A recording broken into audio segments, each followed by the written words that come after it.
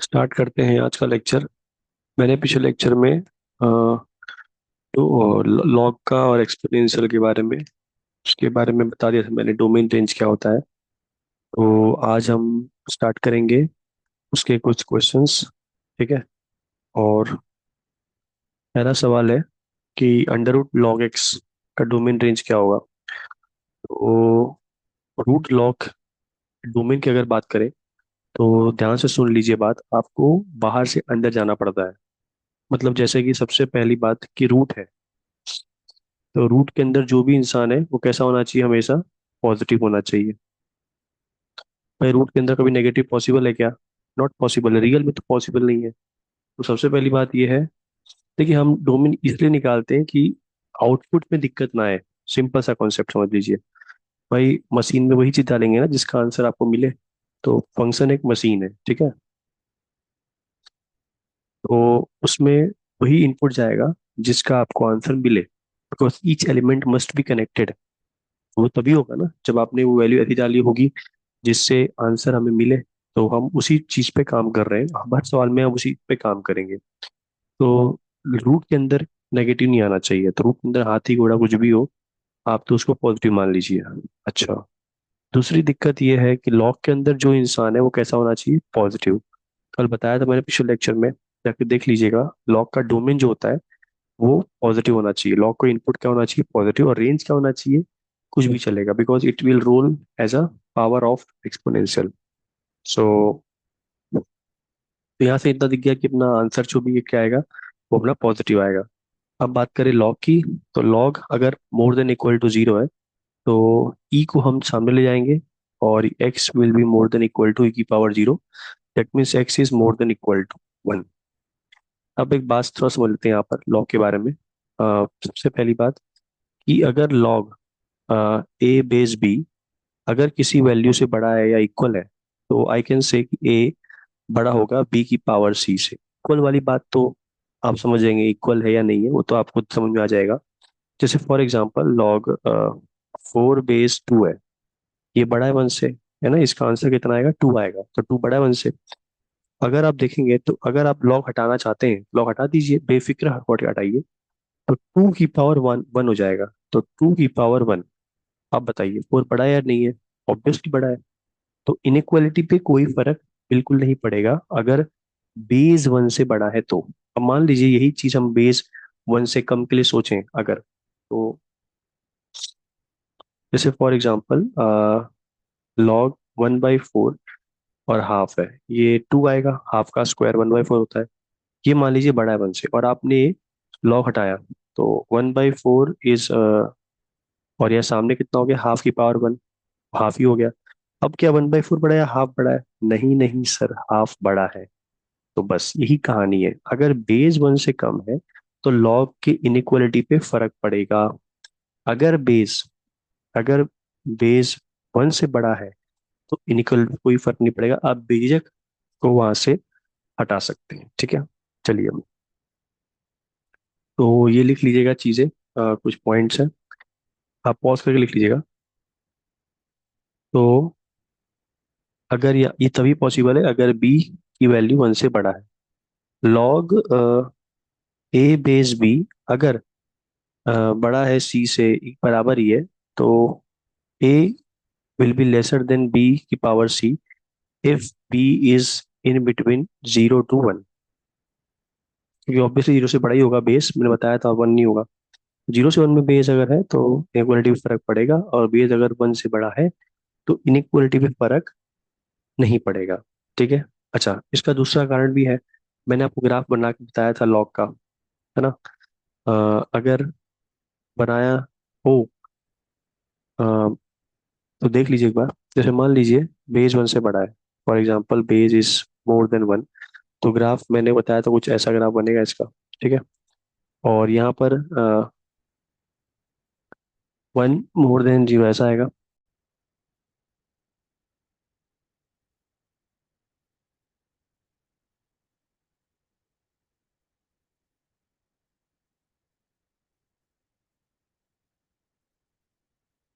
तो अगर इंक्रीजिंग कोई ग्राफ होता है, ठीक है, जैसे इंक्रीजिंग फंक्शन है, तो मान लीजिए ये आपका वैल्यू है x1, ये आपका वैल्यू है x2, ध्यान से समझिएगा इसको। और x2 जो है वो बड़ा है x1 से, है ना इसे? यस, बड़ा है। मैं यहाँ पे ध्यान सुनना, बात नहीं कर रहा मैं लॉग की, मैं बात कर रहा हूँ अगर एक कोई ग्राफ अगर इंक्रीजिंग है तो कैसे इनइक्वालिटी पे प्रभाव पड़ता है वो समझा रहा हूँ मैं। जैसे अगर ग्राफ इंक्रीजिंग है और इनपुट, x2 को मैं इनपुट बोल रहा हूँ, अगर इनपुट बड़ा है दूसरे इनपुट से, और अगर आप इधर बात करें आउटपुट की, तो आउटपुट में कौन बड़ा है? x2 ही बड़ा है। इसका मतलब अगर आप दोनों तरफ उस फंक्शन को मल्टीप्लाई करते हैं तो भी कोई फर्क नहीं पड़ेगा इनइक्वालिटी पे, क्योंकि आप खुद देख सकते हैं अपनी आंखों से कि fx2 की वैल्यू बड़ी है fx1 से। क्यों? क्योंकि वो फंक्शन इंक्रीजिंग था।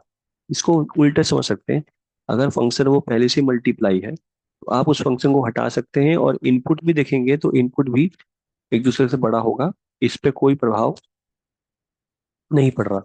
परंतु अगर कोई ग्राफ घटता हुआ ग्राफ है और आप यहाँ देख रहे हैं कि x1 है, यहाँ पर x2 है, और x2 बड़ा है x1 से, x2 बड़ा है x1 से, आप दिख रहा है ना?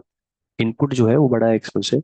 और आउटपुट अगर आप ध्यान से देखेंगे fx2, और यहाँ देखेंगे आप fx1, तो कौन यहाँ पे ऊंचे पे स्तर पे है? fx1 ऊंचा है। fx1 थोड़ी वैल्यू थोड़ी ऊपर है और उसके बाद और घट के fx2 चली गई। तो अगर आप उस फंक्शन को मल्टीप्लाई करते हैं जो कि डिक्रीजिंग है, तो ये इसको घूमना ही पड़ेगा, क्योंकि आउटपुट fx2 छोटा है fx1 से। ये बात समझ में आगे अच्छी से आगे। तो डिक्रीजिंग इंक्रीजिंग अगर आप जब भी इनइक्वालिटी में यूज करते हैं, तो अगर इंक्रीजिंग फंक्शन है तो इन मल्टीप्लाई करिए या उसको हटा दीजिए। जैसे फॉर एग्जांपल साइन कैसा है, साइन फंक्शन कैसा है? देखिए यहाँ पर इंक्रीजिंग हो रहा है, तो आप कोई भी एंगल पूछेंगे ना इसमें, जैसे 30 डिग्री और 60 डिग्री, 60 डिग्री बड़ा है 30 डिग्री से। और अगर आप साइन की वैल्यू पूछेंगे 60 डिग्री पर, तो वो बड़ी ही आएगी साइन 30 से, क्योंकि साइन 60 कितना होता है? √3/2 अप्रॉक्स 0.8 के आसपास, 0.86 होता है। और साइन 30 कितना होता है? हाफ। तो कौन बड़ा हुआ? साइन 60 बड़ा हुआ। परंतु अगर आप डिक्रीजिंग वाला स्लॉट देखेंगे साइन का ही, ये साइन का 90 से 180 में डिक्रीज हो रहा है, उस स्लॉट में अगर आप देखेंगे ना, तो अगर आप पूछो इसको साइन 120 का वैल्यू और आप इसको पूछो साइन 150 की वैल्यू, तो साइन 120 कितना होता है? पाई -60, मतलब साइन 60 √3/2। और साइन 150 कितना होता है? साइन पाई -30, मतलब हाफ। कौन बड़ा है, √3/2 या हाफ? √3/2 बड़ा है, ठीक है। पर अगर इनपुट की बात करें तो कौन बड़ा है? 120 बड़ा है, 150 बड़ा है? 150 बड़ा है, पर आंसर ज्यादा किस पर आया? 120 पर आया। बस वही समझा रहा हूँ। अगर आप फंक्शन मल्टीप्लाई कर देंगे, यहाँ पर साइन दोनों तरफ मल्टीप्लाई कर देंगे, तो साइन 120 बड़ी वैल्यू आएगी, साइन 120 वैल्यू बड़ी आएगी कंपेयर टू साइन 150 से। जबकि अंदर देखें तो 150 डिग्री बड़ा है 120 डिग्री से। क्या बात समझ में आ गई? ठीक है। तो समझ गए आप फाइनल से? तो इसलिए मैंने, आप लॉ की बात करें तो यहाँ पर बेस ई था, 1 से बड़ा था, तो इसलिए मैंने इनइक्वालिटी पे नहीं घुमाया। तो देखिए x > 1 है, और यहाँ पे क्या बोल रहा है? x <0 है। तो कॉमन अगर बात करें तो कौन बड़ा, क्या आपका आंसर आएगा? x की वैल्यू > 1 आएगी।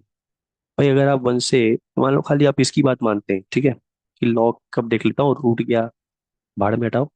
मान लीजिए आपने बोला कि x पॉजिटिव होना चाहिए, और आपने गलती से यहाँ पर 1/e² रख दिया। अब ऑब्वियसली बात है 1/e² जो है वो 1 से कम ही है ना इनपुट? तो बताइए लॉग 1/e² बेस ई, तो ई आंसर -2 आएगा अंदर। भाई ई की पावर कितना लगेगा कि 1/e² आ जाए? तो कॉमन सेंस क्या बोलता है? -2 आएगा। पर नेगेटिव आ गया ना। क्यों? क्योंकि हमने खाली इसकी बात मानी। तो डोमेन में आपको हर चीज को देखना पड़ेगा। भाई लॉग का इनपुट क्या है, उसकी कंडीशन क्या है, उसकी शर्तें क्या है वो देखनी पड़ेगी, रूट की शर्तें क्या है वो देखनी पड़ेगी। और आपको कॉमन जॉब देना पड़ेगा, क्योंकि आपको सब कुछ देखकर आंसर देना है। समझ में आ गई बात है? क्योंकि अगर आप खाली इसकी बात मानेंगे कि भाई 1 से बड़ा ही होना चाहिए, तो इसको कोई दिक्कत नहीं होगी। खाली बार इसकी बात मानेंगे तो देखिए 0 से 1 वाले स्लॉट में अगर आप रखेंगे इनपुट, तो आपका आंसर नेगेटिव भी आ सकता है, जो कि दिक्कत हो जाएगी रूट को, ना कि लॉग को। बात समझ में आ गई बात? ठीक है, चलिए स्पीड अप करते हैं। तो आंसर डोमेन कितना है फाइनली इसका? X more than equal to one आया, ठीक है। दोनों में वन आ रहा है ना, इसीलिए इसको रब कर देते हैं फटाफट फटाफट से।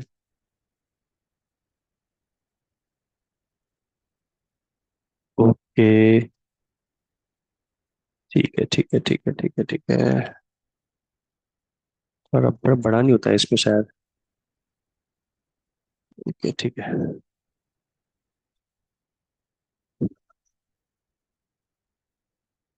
क्वेश्चन नंबर टू, ये क्या बोल रहा है? अब देखिए रूट की शर्तें क्या है, अंदर बाहर से अंदर जाना है। तो रूट की शर्तें क्या है कि जो भी लिखा हुआ अंदर वो कैसा होना चाहिए? वो more than equal to zero चलेगा। अगली शर्त क्या है कि अंदर जो लिखा है लॉ के वो सिर्फ पॉजिटिव होना चाहिए, डोमेन। तो फाइनली अगर यहाँ से देखें तो एक्स मोर देन वन आ रहा है, यहाँ से अगर देखें तो एक्स माइनस वन। देखो बेस वन से छोटा है तो ये घूम जाएगा, तो वन बाई थ्री की पावर जीरो, यानी कि x minus one less than equal to one. तो x less than equal to two. बताइए कॉमन आंसर कितना आएगा? ये बोल रहा है कि वन से बड़ा होना चाहिए, ये बोल रहा है दो से छोटा होना चाहिए, तो कॉमन आंसर कितना हुआ? वन से टू। वुमेन कितना हुआ? वन से टू। अच्छा, टू दोनों में आ रहा है तो हम इंक्लूड करेंगे। वन इसमें नहीं आ रहा, इसमें भले ही आ रहा हो तो नहीं करेंगे, कॉमन देखना है ना। वन इसको पसंद नहीं है तो क्यों करें वन से शादी? नहीं, वन पसंद नहीं तो नहीं है पसंद। तो वन से टू अपना इसका डोमेन हो गया। चलिए अगला सवाल करते हैं। अगेन कंडीशन रूट वाली, कि जो भी इंसान अंदर हो वो कैसा होना चाहिए? वो सिर्फ और सिर्फ more than equal to zero होना चाहिए। ठीक है। तो लॉक अब अंदर जाना है तो लॉक हमारा दिक्कत करने के लिए तो लॉक हटाते हैं। तो अगर लॉक हटाएंगे तो लॉक ऐसा इंक्रीजिंग फंक्शन है बिकॉज बेस वन से बड़ा है। तो cos of sine x more than equal to one. अब एक बात बताओ, कॉस की रेंज कितनी होती है? माइनस वन से वन। क्या कभी कॉस वन से ऊपर निकल पाएगा? बिल्कुल नहीं। पर यहाँ पर एक इक्वल की साइन दे रखी है। एक चीजें हो सकती है कि कॉस ऑफ साइन एक्स एक समय पर वन तो हो सकता है, ठीक है। तो cos of sine x one हो जाए ये चल सकता है, वन से बड़ा तो पॉसिबल नहीं है। रेंज, जब रेंज ही बाहर चला गया वन के तो डोमेन क्या मिलेगा? कद्दू। तो एक चीज पॉसिबल है, cos of sine x one हो जाए। अच्छा सर, कॉस वन होता है सर यहाँ पे, सिर्फ यहीं पे होता है? अच्छा, मतलब साइन एक्स को टू एंड पाई वाले एंगल्स बनने पड़ेंगे। भाई कॉस थोड़ी ना वन एक जीरो डिग्री पे देता है, जीरो पे देगा, टू पाई पे देगा, फोर पाई पे देगा, सब पे देगा। तो साइन एक्स को क्या बनना पड़ेगा? साइन एक्स को बनना पड़ेगा टू एंड पाई। ठीक है। तो साइन एक्स अगर टू एन पाई और अच्छा एन क्या है? एन तो अपना इंटीजर है। तो साइन एक्स की अगर बात करें टू एन पाई, अभी टू पाई फोर पाई पाई को अगर सोचोगे आप तो 3.14 लिखा हुआ है। 3.14 लिखा हुआ है तो साइन एक्स की रेंज तो माइनस वन से वन ही है। तो एक काम करते हैं, जितने भी इसमें मुर्गी फंसेगी माइनस वन से वन में एन रखने पर, उतना ही अपना फाइनल क्या होगा? डोमेन। अच्छा, तो अगर मैं रखूं एन माइनस वन तो माइनस टू पाई, माइनस टू पाई तो माइनस 6.28 हो गया। अगर पाई को आप सोच 3.14 में तो रेंज के बाहर ही चला गया, माइनस वन से बहुत कम हो गया। अच्छा एन रखोगे जीरो तो sine x equal to zero, हाँ ये चलेगा। मतलब इसके हिसाब से अगर जीरो है तो साइन जीरो कहाँ होता है? साइन जीरो यहाँ होता है। तो एक्स इक्वल टू कितना आएगा? N pi. एन नहीं एम पाई बोल दो, थोड़ा सा एम अलग लगे। M belongs to integer. तो अगर आप टू पाई थ्री पाई यहाँ रखोगे तो ये इसमें रखोगे तो टू टू एन पाई वाला मैच करेगा, जो कि इसको दिक्कत नहीं होगा, जो कोई लॉग को दिक्कत बिल्कुल नहीं होगा। तो फाइनली अपना डोमेन कितना हो गया? M pi. अच्छा अगर m n equal to one रखोगे तो फिर 6.28 भाग जाएगा, तो इसका मतलब साइन एक्स की वैल्यू रेंज के बाहर निकल जाएगी। और एन तो भाई पता ही है आपको, इंटीजर ही होना चाहिए, क्योंकि टू पाई फोर पाई में एन क्या है? इंटीजर ही तो है। तो अपना डोमेन कितना है फाइनली? एम पाई। ठीक है। चलिए अगला सवाल करते हैं। One upon l n x. अगर one upon l n x की बात करें,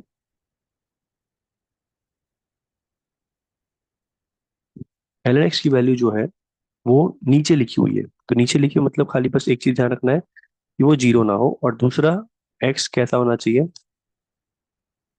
पॉजिटिव होना चाहिए, क्योंकि लॉग के अंदर बैठा हुआ है।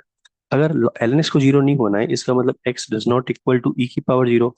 मतलब एक्स को वन नहीं होना चाहिए, आपको पता है ना कि वन पर ही कितना होता है? जीरो होता है। तो वन नहीं होना चाहिए और पॉजिटिव होना चाहिए। तो फाइनली डोमेन कितना हुआ, जीरो से लेकर वन तक जाते हैं, फिर वन से ब्रिज पार करेंगे और वन से इन्फिनिटी, अपना आंसर होगा। खत्म हो गया डोमेन। आपको हर एक चीज समझनी पड़ेगी, लॉग के अंदर क्या जाता है, डोमेन आपको याद होना चाहिए। नीचे लिखा है तो जीरो नहीं होना चाहिए, रूट के अंदर लिखा है तो पॉजिटिव होना चाहिए, more than equal to zero होना चाहिए, अगर ऊपर रूट है तो, नीचे रूट है तो पॉजिटिव होना चाहिए। बस इतनी चीज देखनी है आपको। ठीक है, चलिए आगे बढ़ते हैं। अब आते हैं अगले पे, ई की पावर वन अपॉन एक्स। देखिए एक्सपोनेंस को कोई दिक्कत है, एक्सपोनेंस अगर डोमेन आर है, आप कुछ भी रखो पावर पे, पहले पहले सी वन से बड़ा बेस और पॉजिटिव है, कोई दिक्कत नहीं है। अब आते हैं इनसे पूछते हैं, कोई दिक्कत है? हाँ जी हमें दिक्कत है। क्या दिक्कत है? कि भाई साहब देखिए, हमारे देखिए जो भी नीचे लिखा हो वो जीरो नहीं होना चाहिए। अच्छा जी, तो बस एक ही चीज देखना है, नीचे वाला जीरो ना हो। कितना हुआ, आर माइनस जीरो। समझ में आ गई बात? दिक्कत एक्सपोनेंशियल को कहीं भी नहीं है। दिक्कत क्या है भाई अपना, कि एक्स जो पावर लिखा हुआ है वो कैसा होना चाहिए, वो जीरो नहीं होना चाहिए बस, क्योंकि वो जीरो हो गया तो अनडिफाइंड हो जाएगा वो। ठीक है, चलिए आगे बढ़ते हैं। अब आते हैं इस सवाल पे, लॉग के अंदर जो लिखा है उस पे आते हैं। मैं अब बाहर से अंदर जाऊंगा रेंज निकालने के लिए, ठीक है। तो सबसे पहले अंदर जो लिखा है log ten one plus x cube जो है, वो सिर्फ पॉजिटिव होना चाहिए, लॉग की कंडीशन है। अच्छा, तो इसका मतलब वन प्लस एक्स क्यूब जो है वो मोर देन वन होना चाहिए, ओके। यानी एक्स क्यूब क्या होना चाहिए, पॉजिटिव होना चाहिए, इसका मतलब एक्स क्या होना चाहिए, पॉजिटिव होना चाहिए। अब बात करते हैं इसी कंडीशन क्या है। अब लॉग के अंदर जो लिखा है वो भी कैसा होना चाहिए, पॉजिटिव होना चाहिए, यानी एक्स क्यूब की वैल्यू क्या होनी चाहिए, मोर देन माइनस वन होनी चाहिए। अच्छा, अगर x cube more than minus one है, इसका मतलब एक्स की value more than minus one ही होगी, क्योंकि नेगेटिव पर क्यूब नेगेटिव हो जाता है। तो एक्स क्यूब ऐसा भी कैसा फंक्शन है, एक्स क्यूब अगर देखें तो ऐसा बढ़ता हुआ फंक्शन है।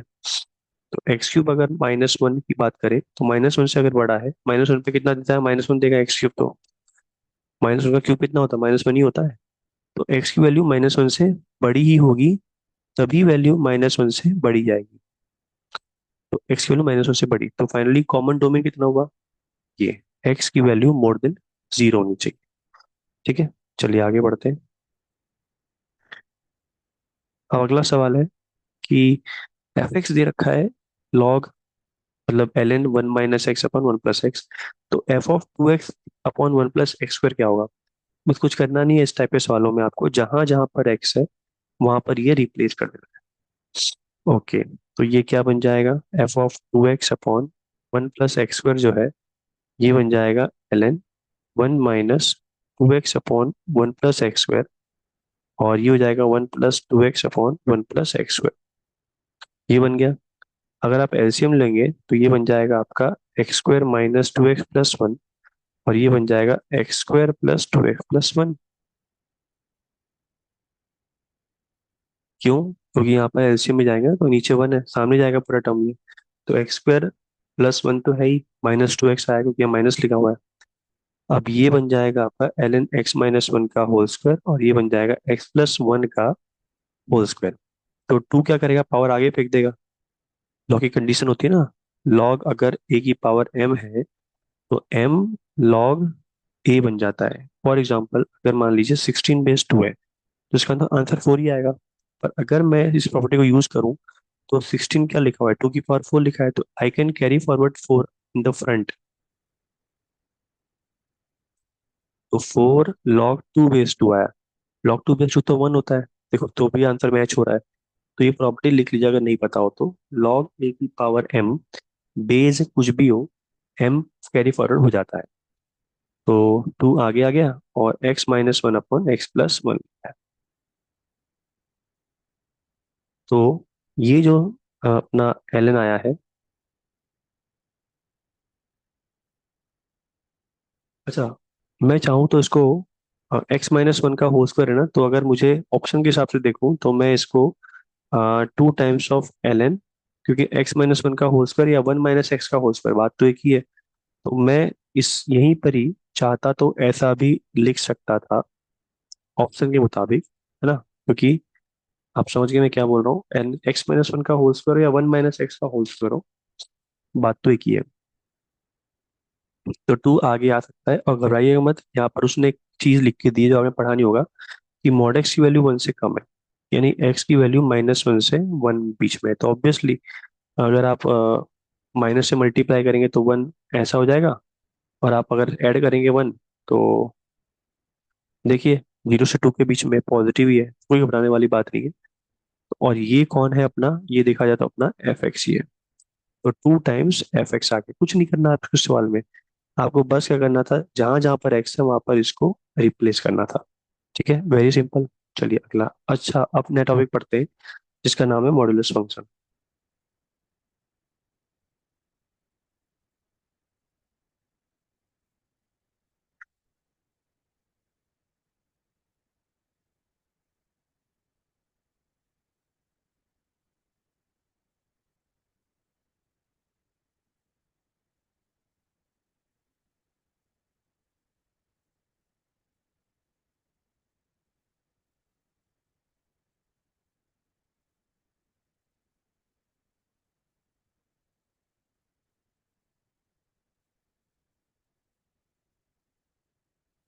नेक्स्ट टॉपिक है अपना मॉड्यूलस फंक्शन। भाई मॉड्यूलस फंक्शन अगर देखें तो बताया था मैंने मॉड्यूलस फंक्शन के बारे में, सिर्फ दो ही बातें करता है, या तो पॉजिटिव या नेगेटिव हिसाब से। तो इसका डोमेन क्या होता है, इसका डोमेन होता है, कुछ भी रखो कोई दिक्कत वाली बात नहीं है, दिखता कैसा है, मॉड एक्स जैसा दिखता है। और इसके दो ब्रांचेस बनते हैं, अगर अंदर वाला पॉजिटिव होगा या जीरो होगा तो बाहर आराम से निकल जाएगा, अगर अंदर नेगेटिव होगा तो माइनस से मल्टीप्लाई करके निकलेगा, बिकॉज उसको क्या बनना है, पॉजिटिव बनना है। अगर मैं ग्राफ से इसको देखूं तो जीरो से पहले वाला ग्राफ में y equal to minus x वाला ग्राफ बनेगा, y equal to minus x, और जीरो से बड़े वाले में ग्राफ इसका बनेगा ऐसा, which is y equal to x. तो v टाइप का ग्राफ बनता है। अच्छा, v कहाँ ज्यादा बनता है, इसके रूप में बनेगा। ठीक है, ये बाइफरकेट कहाँ हुआ है, जीरो के इर्द गिर्द हुआ है। जैसे for example y equal to minus x minus one लिखा है, ठीक है। तो आपको नहीं पता तो आपने क्या किया, मान लिया कि अंदर वाला इंसान जो है वो पॉजिटिव है, ठीक है। तो इसका मतलब एक्स की वैल्यू क्या होनी चाहिए, वन से बड़ी होनी चाहिए। अब आप वन से नंबर बढ़ा के देखें इसके अंदर, टू थ्री फोर, ये कैसा आएगा, पॉजिटिव ही आएगा। तो देखो, तो यानी कि अगर आप नंबर वन से बड़ा रखोगे तो ये हमेशा पॉजिटिव खुलेगा। नंबर रख के देख लीजिए आप, नंबर टू थ्री रख के देखा पॉजिटिव खुला। मतलब आपको अगर नहीं पता है कि अंदर वाला कब पॉजिटिव कब नेगेटिव होगा, तो आप मान लीजिए उसको कहाँ पॉजिटिव है ये, तो आपको वहां से क्या मिल जाता है कि कहाँ पर ये पॉजिटिव होगा। तो यानी कि एक्स की value more than equal to one में पॉजिटिव होगी। तो कहने से एक्स माइनस वन जैसा है वैसा ही खुल जाएगा, बिना कुछ मल्टीप्लाई किए हुए, क्योंकि वो पहले से ही पॉजिटिव हो गया। पर अगर आप वन से नंबर कम रख के देखेंगे इसके अंदर तो ये नेगेटिव बन जाएगा। जैसे आप रख के देखो पॉइंट फाइव, तो point five minus one negative value देगा ना, तो आपको इसको माइनस से मल्टीप्लाई करना पड़ेगा जिससे ये पॉइंट फाइव पॉजिटिव बन जाए। तो आपको इनपुट को माइनस से मल्टीप्लाई करके ही निकालना पड़ेगा। अगर आप ग्राफ देखो तो वन के आगे ये ग्राफ इंक्रीजिंग है, एक्स माइनस वन लिखा हुआ है। और वन से पहले ग्राफ देखोगे तो ग्राफ इसका डिक्रीजिंग फॉर्म में होगा, बिकॉज ये वन माइनस एक्स है, स्लोप माइनस वन है, विच इज 135 डिग्री, है ना, 45 45 डिग्री सेम ही दोनों का आएगा। तो इसी प्रकार से हम बोल सकते हैं कि इसका ग्राफ बना कैसे, वी बना, बना तो वी ही बना है, और कहाँ बना है, वन के वन पर बना है। ठीक है, तो कहना ही से अगर x प्लस टू का ग्राफ बनाना हो तो बहुत तेजी से बना सकते हैं आप। माइनस टू, इस मतलब सिंपल बोलो तो इसके रूट पे बना है, x minus one equal to zero कर दिया, दिख गया वन खट से। अब इसको आप जीरो कर दो तो माइनस टू पर ये v बनेगा। ये इसका इक्वेशन क्या होगा, माइनस टू से बड़े में पॉजिटिव खुलेगा, और माइनस टू से पहले में माइनस लगा खोलना पड़ेगा। आप नंबर के देख लो माइनस थ्री, तो देखो minus three plus two minus one into minus plus one बन गया ना। तो बस v बना, और माइनस, ये इक्वेशन किसकी क्या होगी, एक्स प्लस टू होगी, और इस तरफ लेफ्ट साइड में क्या कर देना है, सिर्फ माइनस कर देना है। ग्राफ समझ में आ गया। अच्छा अब बात करें अगर रेंज की, तो हमें पता ही है कि रेंज इसका हमेशा कैसा आएगा, जीरो से बड़ा आएगा, जीरो भी आएगा, जीरो भी देता है ये जीरो पे। तो रेंज क्या है, हमेशा इसका पॉजिटिव होता है। डोमेन कितना होता है, आर। तो मॉड के सवाल में ज्यादातर आपको जो सवाल एग्जाम में पूछेगा ना, वो रेंज पूछेगा। किसे पूछेगा? रेंज पे, क्योंकि डोमेन पूछेगा ही नहीं, वो डोमेन तो उसका आर ही है। तो समझ गए, ये ग्राफ बना लेना। अगर मुझे इसका ग्राफ बनाना हो तो अगर मैं देखूं तो ये कहाँ बनेगा ग्राफ इसका? वन पे भी बनेगा ऐसे। अच्छा, इसमें +1 कर दिया। कहने का मतलब ये है कि जो भी आउटपुट आएगा x-1 में, उसमें +1 जोड़ के निकालना है। तो जैसे कि वन पे कितना आ रहा है? 0 आ रहा है। तो अब वन पे वैल्यू 1 आएगी। वन पे वैल्यू अब 1 आएगी। रख के देख लो अपन, 0 + 1, सब वैल्यू मोर देन 1 हो जाएगी। ऐसा मतलब ग्राफ कहाँ शिफ्ट हो जाएगा? ग्राफ शिफ्ट हो जाएगा वन अप, अपर शिफ्ट हो जाएगा ग्राफ। ग्राफ कहाँ शिफ्ट हो गया? y = 0 से y = 1 शिफ्ट हो जाएगा। जैसे हम फॉर एग्जांपल मान लीजिए कि 2 पर कितना आंसर दे रहा था ये? 2 पर दे रहा था 1। अब 1 जोड़ दिया आपने इसमें, तो 2, ये कितना है? 1 + 1 2। तो 2 पे अब 2 आंसर देगा। पूरा v शिफ्ट कर देना, अगर प्लस करूंगा तो पूरा शिफ्ट पर प्लस कर देना, शिफ्ट जितना भी +2 +3 इतना भी है। और अगर इसमें -1 कर दिया तो ये ग्राफ कहाँ शिफ्ट हो जाएगा? ये ग्राफ शिफ्ट हो जाएगा, ये ग्राफ शिफ्ट हो जाएगा -1 नीचे। जैसे फॉर एग्जाम्पल मॉड x-1 है ना, इसका ग्राफ तो ये रहा। इसमें आपने 1 कम कर दिया, आप यहाँ पे रख के देखो 1, तो -1 आपको आंसर आएगा। मतलब 1 पे कितना आंसर आ रहा है? -1 आ रहा है। अच्छा, कितना आंसर आ रहा था इसका 0 पे वैसे? इसका 0 पे कितना आंसर आ रहा था? 1 आ रहा था ओवरऑल। तो 1 - 1 0, यानी कि 0 पे ये 0 पर क्रॉस हो जाएगा। और अगर यहाँ पर देखें तो इसका मतलब ये, इसकी इक्वेशन क्या होगी इस लाइन की? जो अगर बेसिक फंक्शन देखे x-1, तो इसकी इक्वेशन क्या होगी? x-1 होगी। तो एक बात बताओ, ये 1 कब दिया था? 2 पर। तो 2 पर अब ये ग्राफ कहाँ से पास होगा? 0 से पास होगा। आप रख के देख लो, 2 - 1 का मॉड -1, 1 - 1 0। यानी कि अगर प्लस करो तो आपको ऊपर शिफ्ट होना है, माइनस करो तो नीचे शिफ्ट होना है। मॉड के सवाल में v बनेगा। रेंज हमेशा क्या आएगी? रेंज अगर बात करो तो ये हमेशा क्या देगा? 0 0 से बढ़ा देगा। ये 1 पे 0 देता है, और उसमें आप +1 जोड़ दो तो रेंज क्या होगी? More than equal to 1। आप खुद देख सकते हो इसमें, रेंज कम से कम 1 हो रही है, 1 से ऊपर निकल जा रही है। तो रेंज 1 से इन्फिनिटी है, और ग्राफ ये होगा। डोमेन तो कोई टेंशन नहीं है, कुछ भी रखो आर, कुछ भी रखो। समझा की बात? चलिए आगे बढ़ते हैं अब। तो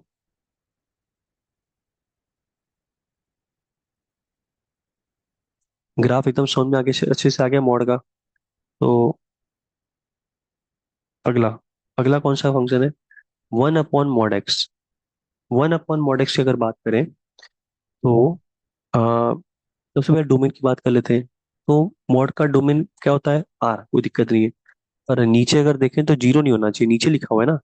तो एक कब मॉड 0 होता है? खाली एक ही समय 0 होगा, आ 0 पे। तो डोमेन कितना हो गया इसका? r - 0।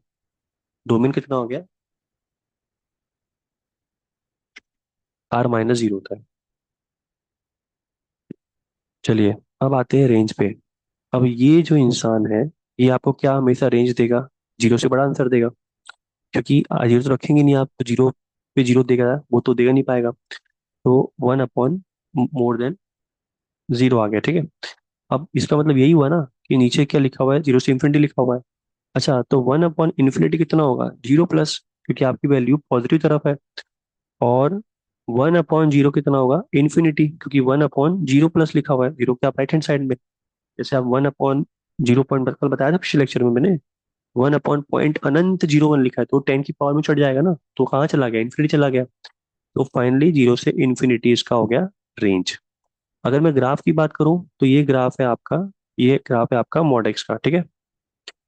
और आपको ग्राफ बनाना है 1/mod x का। तो कॉन्सेप्ट समझिए, जैसे मान लीजिए ये x है, अगर ये बढ़ेगा ओवरऑल ये घटेगा ना। जैसे आप रख के देखिए 2 3 4, तो 1/4 1/5 1/6, ये घट रहा है कि बढ़ रहा है? घट रहा है। तो अगर फंक्शन बढ़ेगा तो ये घटेगा, अगर ये घटेगा तो ये बढ़ेगा। अच्छा, डोमेन इसका जहां पर ये 0 होगा वहां पर ये अनडिफाइंड होगा, ये 0 का आम नहीं होता। 0 पे ये नहीं होगा। तो 0 पे जब जब फंक्शन 0 पहुंचेगा, जब फंक्शन 0 पहुंचेगा तो अपनी वैल्यू कहाँ पहुंचेगी? इन्फिनिटी, बिकॉज 1/0 कितना होता है? इन्फिनिटी होता है। I am not talking about exact, it is approximately, it is approximately है ना, 0.00 समथिंग उस टाइप का। तो सबसे पहले ग्राफ अगर बात करें 1/mod x की, तो सबसे पहले मैं यहाँ पर मैंने इस लाइन को हटाकर बना दिया, डॉट लाइन बना दिया, बिकॉज वैल्यू जीरो तरफ पहुंच रही है 1/mod x की। तो उस समय ये इसका डोमेन r-0 क्यों लिखा है, क्योंकि वो जीरो पे आंसर अनडिफाइंड देगा। अच्छा, जब आप जीरो के इस तरफ हो, इस तरफ, तो 1/0 प्लस आपकी वैल्यू कहाँ होगी, आपकी वैल्यू कहीं आसमान में होगी। अच्छा, अब इस तरफ में आपका ग्राफ बढ़ रहा है, तो ये ग्राफ घटेगा, जैसे 1/2, 1/3 दिख रहा है, ग्राफ घट रहा है, घट रहा है, घट रहा है। 1/4, 1/5, 1/6, 1/7 ऐसे आ जाते हैं। और जब आपकी वैल्यू इन्फिनिटी तरफ होगी, एक्स की वैल्यू इन्फिनिटी होगी, तो 1/इन्फिनिटी कहाँ होगा, जीरो प्लस में। आप टच मत करना लाइन को, आपके लिए जस्ट नियर अबाउट होगी। जैसे 1/10 लाख, तो ऊपर क्या हो गया, 0.10 की पावर 5, उस टाइप का पावर 5 चढ़ जाएगा, है ना। 10 लाख कितना हो गया, 60, तो 10 की पावर -6 हो जाएगा, तो ऊपर आ गया ना वो पावर। ठीक है। अच्छा, अब बात करें इस तरफ की, तो आपकी वैल्यू जीरो से कम में, जीरो से नेगेटिव में आपकी वैल्यू कहाँ रीच कर रही है, जीरो के ऊपर ही है, तो आपकी वैल्यू तब भी उस समय कहाँ होगी। अभी कौन सिंपल कॉन्सेप्ट है, मॉड का आंसर हमेशा क्या आएगा, पॉजिटिव आएगा, तो ग्राफ तो ऊपर ही रहने वाला है। और जीरो नेगेटिव रखोगे तो मॉड क्या कर देगा, जैसे मान लीजिए नीचे -0.00001 ऐसा लिखा हुआ है, तो मॉड क्या कर देता है, उसको फाइनली उसको पॉजिटिव बना के निकालता है।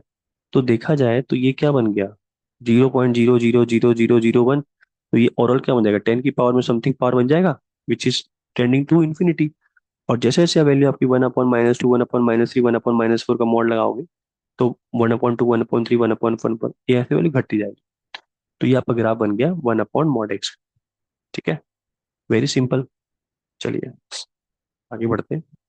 तो सिंपल कहानी ये है कि जब कभी भी आपको फंक्शन ग्राफ बनाना है, ठीक है, तो आप क्या करिए, पहले फंक्शन ग्राफ बना लीजिए। फंक्शन ग्राफ बना लेंगे, उसके बाद जब अगर फंक्शन बढ़ेगा, तो 1/वैल्यू क्या होगी, घटेगी। ठीक है, 1/वैल्यू क्या होगी, घट जाएगी। और फंक्शन अगर बढ़ेगा तो वैल्यू ओवरऑल घटेगी। समझ गए। चलिए आगे बढ़ते हैं अगले सवाल पे। ये क्या हो गया,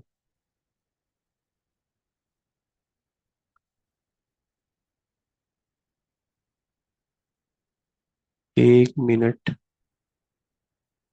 1 मिनट, 1 मिनट, चलो ठीक है।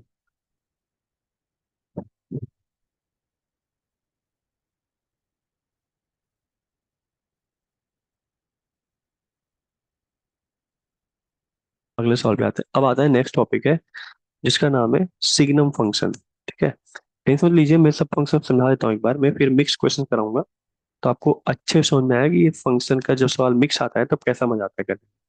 अब आते हैं सिग्नम फंक्शन पे। सिग्नम फंक्शन की खास बात यह है कि सिग्नम का डोमेन तो आप कोई टेंशन नहीं है, कुछ भी रखो आप, कोई टेंशन नहीं है। सिग्नम का जो रेंज है, इस थोड़ा सा ये डिफरेंट है। सिग्नम के अंदर आप देखेंगे तो सिग्नम में साइन छुपा हुआ है। तो साइन का मतलब ये हुआ कि सिग्नम के अंदर अगर आप 2 रखेंगे तो आपको आंसर 1 देगा, सिग्नम के अंदर आप हाफ रखेंगे तो भी आपको 1 देगा। उसको बस मतलब ये है कि अंदर वाला इंसान जो है वो पॉजिटिव है, नेगेटिव है, या जीरो है, सिंपल। अगर वो पॉजिटिव होगा तो आंसर 1 देगा, जैसे ये होता है ना बाइनरी नंबर में 0 1, इसमें वही चलती है। पॉजिटिव के लिए हम पॉजिटिव लिखते तो हैं, पर मैथमेटिकल में कैसे शो करें, तो +1 बता दिया। पर अगर सिग्नम के अंदर कोई नेगेटिव वैल्यू जाती है -1/2, तो आंसर आपको नेगेटिव देगा। वो वैल्यू कुछ किसी भी प्रकार में हो, इरेशनल में हो, रैशनल में हो, इंटीजर में हो, फ्रैक्शन में हो, नेगेटिव है तो आंसर क्या मिलेगा, -1। और आपको इतना तो पता ही होगा कि जीरो कोई साइन नहीं होता है, तो जीरो का जीरो आंसर है। तो रेंज की बात करें तो सिर्फ 3 ही आंसर इसमें आते हैं, -1, 0 और 1। सबसे प्यारा फंक्शन है ये, कोई लफड़ा नहीं है इसके अंदर। अंदर पॉजिटिव होगा, कुछ कैसा भी हो वो आंसर 1 दे देगा। अंदर नेगेटिव होगा, आंसर -1 दे देगा। अंदर अगर जीरो होगा तो आंसर दे देगा जीरो। ठीक है, तो सिग्नम जीरो जीरो, ठीक है। तो आगे बढ़ते हैं फिर। इसका ग्राफ अगर देखें, तो इसके ग्राफ में बस इतना करना है कि जीरो पे जीरो आएगा, ये तो कंफर्म हो गया। जीरो से जैसे ही आगे बढ़ोगे आप, तो y equal to one answer आ जाएगा, और जीरो से जैसे पीछे रहोगे तो इसका आंसर कितना आ जाएगा, -1 आ जाएगा। ठीक है। चलिए अब आते हैं इस सवाल पे। तो इसका डोमेन और रेंज दोनों बताना है। तो हमें बस इतना पता लगाना है कि क्या अंदर वाला इंसान, आ, देखो डोमेन तो आप तो बेझिझक बोल दीजिए, सिग्नम अगर फ्रंट पे आता है तो कोई दिक्कत नहीं है, इसको कोई दिक्कत नहीं है, मतलब दिक्कत का मतलब क्या है, डोमेन आ रहा है। अब आते हैं अंदर, अंदर कैसा फंक्शन है, पॉलिनोमियल है, ये भी ऑलवेज सब पे आंसर देता है। तो इसका तो डोमेन कितना आ जाएगा, आर आ जाएगा। ठीक है। अब बात करते हैं रेंज की।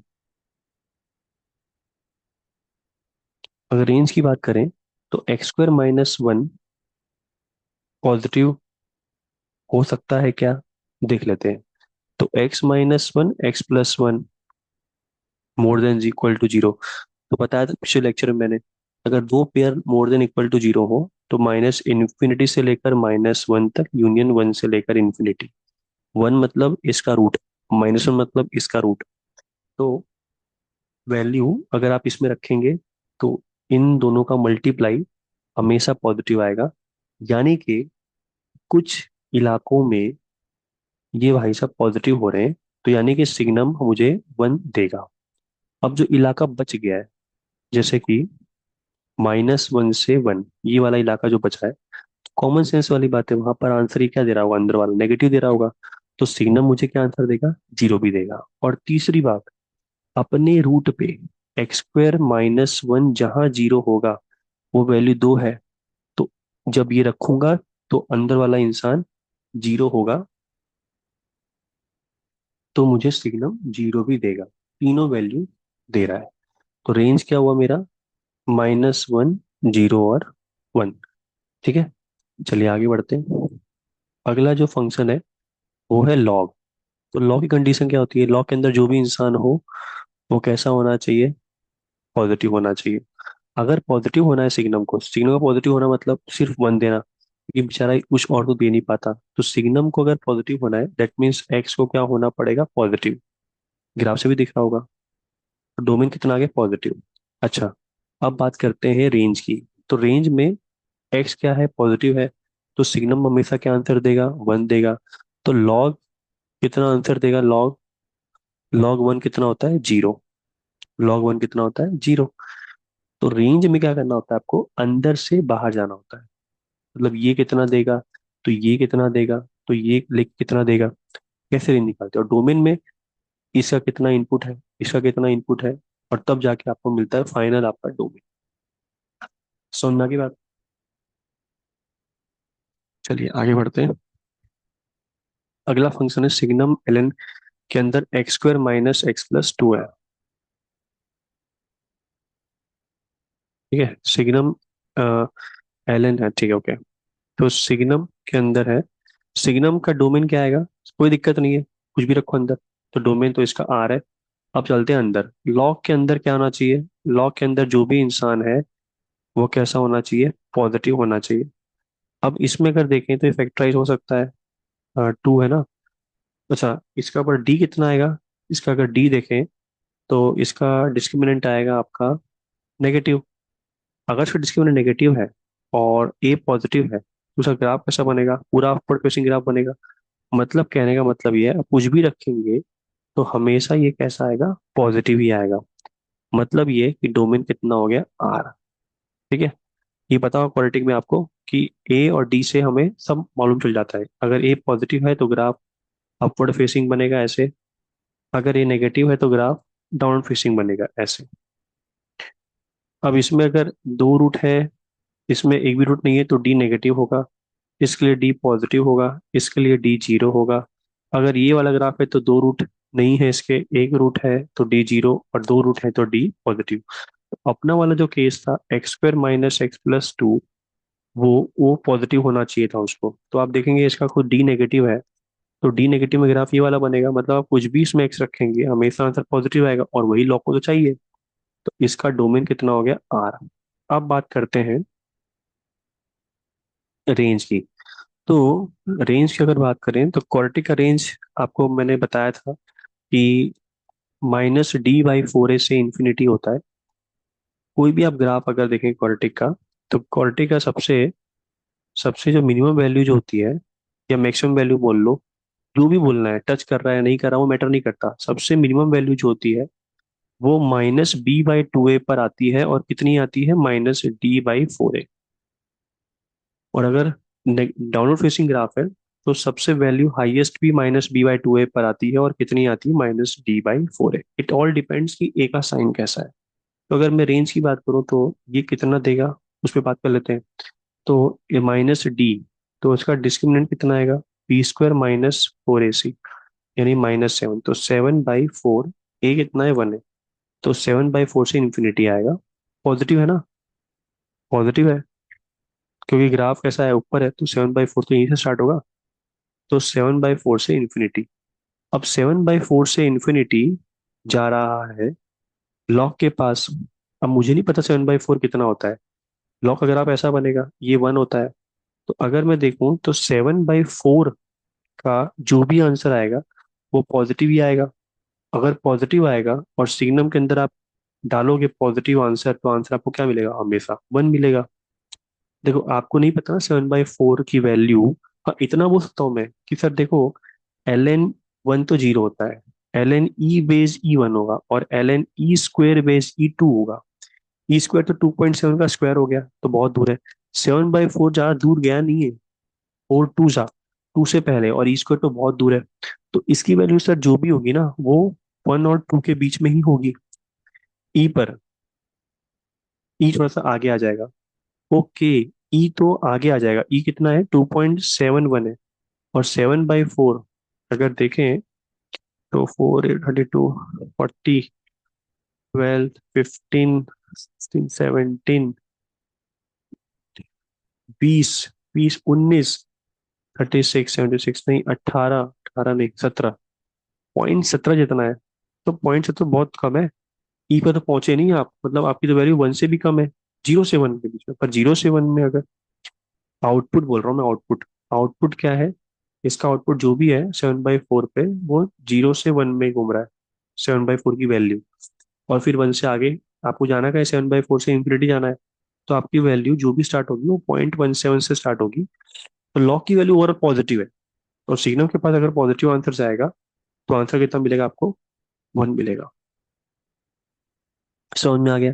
अगर, हाँ, अगर ऐसा होता कि लॉग के अंदर वैल्यू जो है, अगर यहाँ पर वैल्यू जो होती, फॉर एग्जाम्पल हाफ से कम होती, 0.5 से इन्फिनिटी होती, तो आपको पता ही है ना कि अगर वैल्यू इनपुट 1 से जैसे ही कम हुआ तो आपकी वैल्यू कहाँ चली जाएगी, नेगेटिव चली जाएगी। और सिग्नम के लिए क्या दिक्कत हो जाएगा, वो आंसर क्या देगा सिग्नम उस पे, -1 देगा।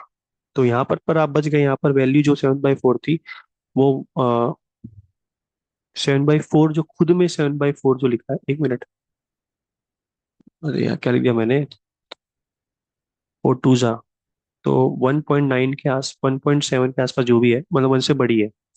तो हाँ, 1 से बड़ा वैल्यू है 7/4, और ई भी 1 से बड़ा है, तो इसका आंसर पॉजिटिव आएगा। और लोसिग्नम का आंसर क्या आएगा, फाइनली 1 आएगा। तो रेंज कितना हो गया इसका, 1। ठीक है, चलिए आगे बढ़े। अगली प्रॉपर्टी है जो हम पढ़ने वाले हैं, वो है फ्लोर फंक्शन। मैं बोलता हूँ इसको फ्लोर फंक्शन। फ्लोर फंक्शन क्या होता है, इसका भी डोमेन आर है, कोई दिक्कत नहीं, कुछ भी रखो। दिखता कैसा है, इसको बोलते हैं greatest integer function. Greatest integer function, मैं बोलता हूँ फ्लोर। आपको फ्लोर से समझ में अच्छे से आएगा फ्लोर फंक्शन होता क्या है। डोमेन इसका आ रहा है, कोई दिक्कत नहीं है। देखो, लॉ, लॉ को छोड़ो, लॉ का डोमेन बहुत खराब है, डोमेन रेंज आ रहा है, तो इस पे लॉ पे हमेशा डोमेन पे सवाल पूछेगा। फ्लोर, सिग्नम, ठीक है ना, मॉड, इन सब का पूछता है रेंज। इनकी रेंज ही अलग अलग है सबकी। जैसे अभी हमने पढ़ा मॉड के बारे में, तो रेंज पॉजिटिव होना चाहिए। अभी हमने पढ़ा सिग्नम के बारे में, तो रेंज 3 ही होना चाहिए, -1 0 और 1। अब पढ़ रहे हैं फ्लोर के बारे में, इनकी रेंज सुनिए, इनका रेंज अलग ही है। इनका बोलना यह है कि मैं हमेशा आंसर दूंगा इंटीजर में, और किसी में आंसर नहीं दूंगा, ये ऐसा बोलते हैं। अच्छा, तो अगर मैं देखो ध्यान लगाऊं, जैसे 2.5 का अगर फ्लोर कोई पूछता है तो ये बोलता है 2। मतलब ये कहने का कि आपकी अगर value, output, input sorry, input अगर 1 से 2 में है, तो ये वैल्यू आपको नीचे गिरा देगा, 1 पे गिरा देगा।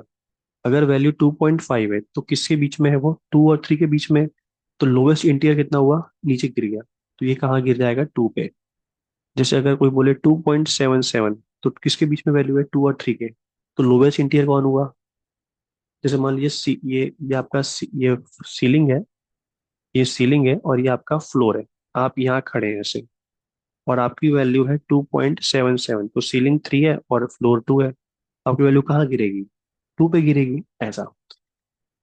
जैसे मान लीजिए आप खड़े हैं -3 पर और -2 के बीच में, फॉर एग्जाम्पल -2.77, तो आपकी वैल्यू कहाँ गिरेगी, -3 पे गिरेगी, -3 पे गिरेगी, -2.77 है, -3 पे गिरेगी, नीचे जाना है। सिंपल, पर आंसर हमेशा देखो ध्यान किस में देना, इसमें आ रहा है आंसर, हमेशा इंटीजर में ही आ रहा है, तो ये इसकी खास बात होती है।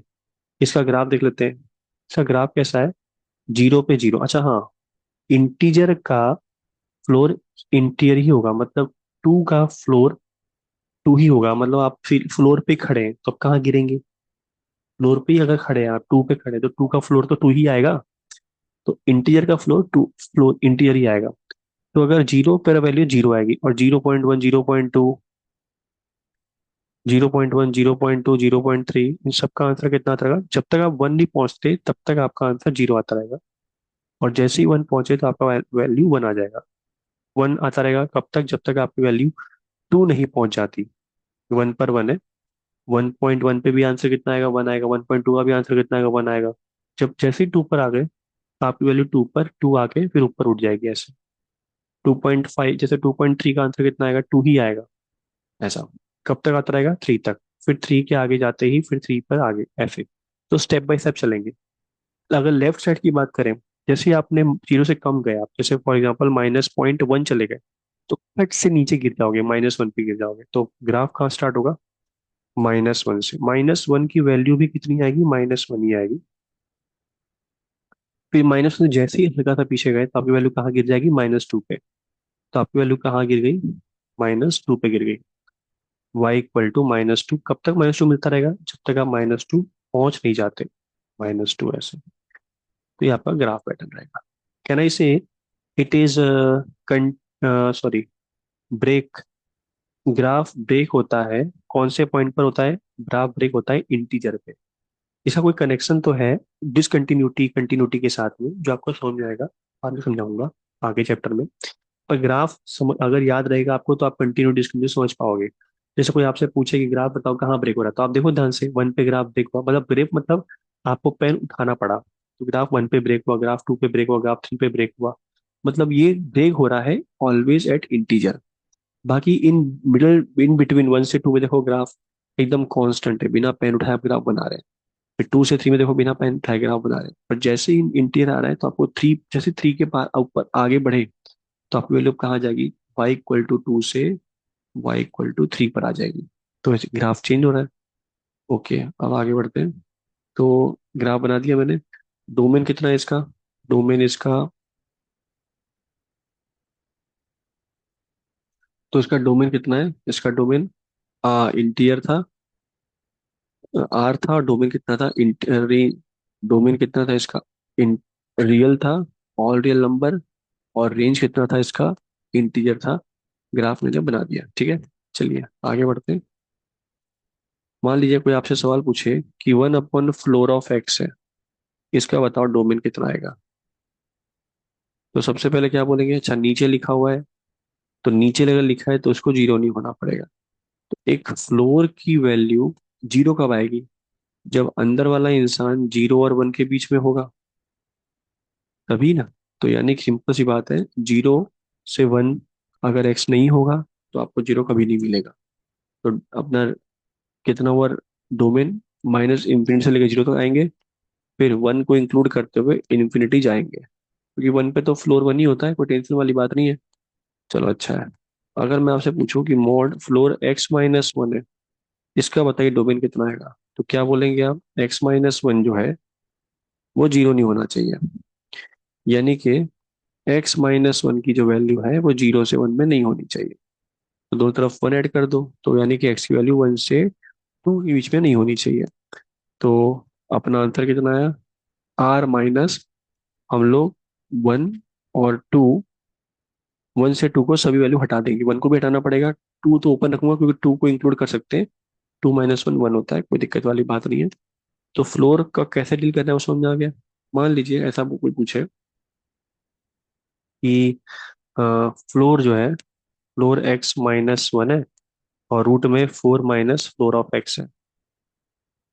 तो बताओ इसका डोमेन क्या आएगा। तो सबसे पहली बात ये है कि फ्लोर ऑफ एक्स जो है वो more than equal to one होना चाहिए। तो इसका मतलब अगर फ्लोर की value more than equal to one है तो इंटीजर के रूप में देखा जाए तो वैल्यू कहाँ स्टार्ट होगी, वन टू थ्री, मतलब वन से नीचे नहीं आनी चाहिए। तो एक्स की वैल्यू कहाँ से स्टार्ट होगी अगर देखा जाए तो एक्स की वैल्यू जीरो नहीं आनी चाहिए ना, एक्स की वैल्यू वन या वन से ज्यादा से स्टार्ट होनी चाहिए। कि अगर हल्का सा भी एक्स नीचे चला गया वन से तो आपकी वैल्यू कहाँ गिर जाएगी, जीरो पे। समझ में आ गई बात। पर हमें ये भी देखना पड़ेगा कि क्योंकि एक्स तो इसमें भी जा रहा है फाइनली, इसमें क्या है, four minus floor of x should be more than zero. यानी फ्लोर ऑफ एक्स की वैल्यू फोर या फोर से कम होनी चाहिए। यानी कि it should not be five. Floor की वैल्यू, इंटीरियर की वैल्यू फाइव नहीं होनी चाहिए, मतलब फोर, फोर, फोर भी चलेगी, फोर थ्री टू वन ऐसे चलेगी। तो आपको अगर इंटीरियर फोर चाहिए, फाइव नहीं चाहिए, तो एक्स की वैल्यू बताइए कहाँ से किससे कम होनी चाहिए, फाइव से जस्ट कम होनी चाहिए। क्योंकि फाइव पर एग्जैक्ट वैल्यू फाइव देगा, फाइव से हल्का सा कम करोगे ना तो फोर भी गिर जाएगा, और फोर तो अपने को चाहिए इंटीरियर में। तो इसका कितना हुआ इनपुट, एक्स की वैल्यू लेस देन फाइव होनी चाहिए। पर इनकी शर्तें क्या है, more than equal to one होना चाहिए, तो वन देखो दोनों में आ रहा है। तो वन से लेकर फाइव अपना फाइनली इसका डोमेन हो गया। ठीक है, चलिए अगला सवाल करते हैं। इस वाले में क्या बोला है, इक्वेशन इन एक्स है, इसके फोर इंटीग्रल सॉल्यूशन। ठीक है, सबसे पहले थोड़ा सा प्रॉपर्टी की बात कर लेते हैं।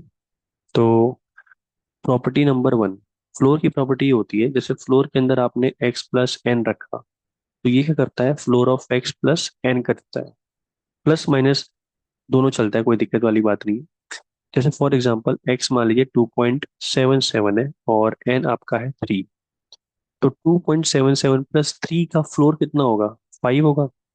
5.77 हो गया ना, और ये फाइव आ रहा है। 2.77 का फ्लोर एग्जैक्ट टू होगा और एन थ्री है तो भी फाइव हो रहा है। तो five equal to five balance out तो हो रहा है। यानी कि ये प्रॉपर्टी बिल्कुल सही है। पर इसी प्रकार अगर आप माइनस करेंगे, जैसे 3.77 है माइनस थ्री है, एक्स की वैल्यू 3.77 है तो 0.77 आया, तो वैल्यू इंटीरियर पे कितनी होगी, जीरो गिर गई। पर 3.77 का फ्लोर अगर देखोगे तो थ्री आएगा, और थ्री का फ्लोर देखोगे आप, हाँ एक मिनट, 3.77 हाँ जीरो, और थ्री का फ्लोर देखोगे तो भी थ्री आएगा, और माइनस करोगे तो भी जीरो आएगा। तो बैलेंस हो रहा है, तो प्लस माइनस हाँ, पर n should be integer. N कैसा होना चाहिए, इंटीजर ही होना चाहिए। एग्जाम में इसको रट्टा मत मारो, आप एग्जाम में इसको समझ के करो। जैसे फॉर एग्जांपल मान लो आप एग्जाम में भूल गए कि सर ने क्या बताया था एन, तो आप एक काम करना, अगर आपको याद नहीं रहता तो आप एन को भी ले लेना 2.77, 2.2 ले लो, 2.1 ले लो। तो कितना आया, 4.87 आया, तो इसका फ्लोर कितना होगा, फोर गिरेगा। पर इसी प्रकार इनको अलग अलग सेपरेट फ्लोर लगाओगे तो ये कितना हो गया, टू, ये कितना हो गया, टू, टू प्लस टू, 2.2 गिरा, 2.1, टू गिरेगा, फोर, एक मिनट, 2.1 है ना, 2.87 ठीक है। जैसे फॉर एग्जाम्पल तो यही बैठ गया, 2.77 था आपका फ्लोर टू, और एन भी था 4.10 ना, 4.87, फोर गिरेगा, और टू गिरा है, ये भी टू गिर रहा है, टू प्लस टू फोर। देखिए इसमें अच्छी है आपकी क्या, थ्री पॉइंट मान लीजिए वन फाइव है, और यहाँ पे लिखा है 1.99 ऐसा लिखा हुआ है।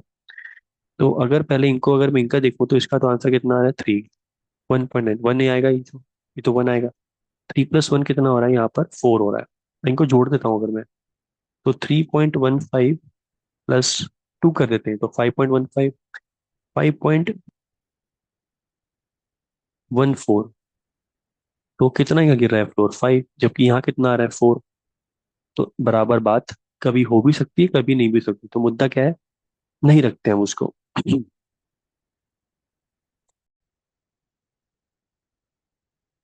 तो फ्लोर फंक्शन क्या होता है वो समझ में आ गया आपको, उसकी property. Floor of x plus n, वो समझ में आ गया आपको? ठीक है। अगली प्रॉपर्टी जो है वो floor of x plus floor of minus x अगर होता है तो आंसर जीरो आता है, अगर एक्स होगा इंटीजर। अगर एक्स होगा इंटीजर, नॉन इंटीजर, तो आंसर हमेशा इसका आता है -1। जैसे फॉर एग्जांपल, अगर आप इसमें रखेंगे 2.7 और -2.7, तो 2.7 कहाँ गिरेगा? 2 पर। ये कहाँ गिरेगा? -3 पर। तो हर बार सम कितना आएगा? -1 पे आएगा। पर अगर आप इंटीजर रखेंगे, तो इंटीजर जैसे 2 रखा आपने और -2 रखा, तो 2 का भी कितना होगा? फ्लोर, फ्लोर 2 होगा। और -2 का भी फ्लोर कितना होगा? -2 होगा। आंसर हमेशा क्या आएगा? जीरो आएगा, क्योंकि इंटीजर पे सेम वैल्यू देता है ना, इसीलिए। इसका यूज बहुत जगह पर होता है। जैसे फॉर एग्जांपल ऐसे कोई पूछ दे कि to of floor of x है और -2 ऑफ फ्लोर ऑफ एक्स है और -x है और +x equal to fraction of x है। उस टाइप के सवालों में इसमें केस बना के इसको ओपन करना पड़ता है, इससे सॉल्व हो जाएगी। ठीक है। चलिए, पर अभी वो तो अपना सिनेरियो ऐसा है नहीं, तो क्वेश्चंस थोड़ा कर लेते हैं फंक्शन के ऊपर। हम्म, आपको फ्लोर समझ में आ गया होगा अच्छे से। फ्लोर के सवाल जो है वो मेरे पास है, 1 मिनट। हम्म अभी हमने एक सवाल कर रहे थे हम लोग। तो सवाल ऐसा है कि फ्लोर ऑफ एक्स है, उसका स्क्वायर है, +2 टाइम फ्लोर ऑफ एक्स +2 है, -7 इक्वल टू 0 है।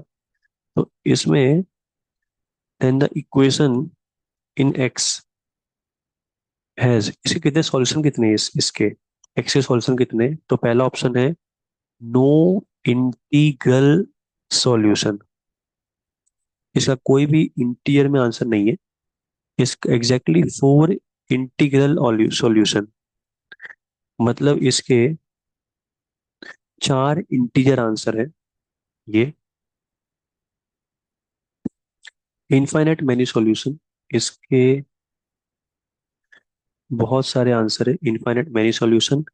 और एक लास्ट ऑप्शन है एग्जैक्टली 2 सॉल्यूशन, इसके सिर्फ 2 सॉल्यूशन आएंगे। तो करते हैं फिर, प्रॉपर्टी लगाते हैं इसमें। सबसे पहले, कभी भी कोई फंक्शन के फॉर्म में आपका क्वाड्रेटिक हो, आप थोड़ी देर के लिए,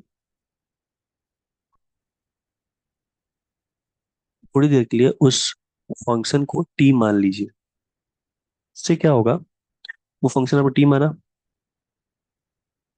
अब आप बेफिक्र होके घूम सकते हैं। अच्छा, फ्लोर ऑफ x+2 है, तो ये क्या बन जाएगा? 2 इंटीजर है ना, तो ये सेपरेट हो जाएंगे। तो t² + 2, t+2 -7 इक्वल टू 0 लिखा हुआ है।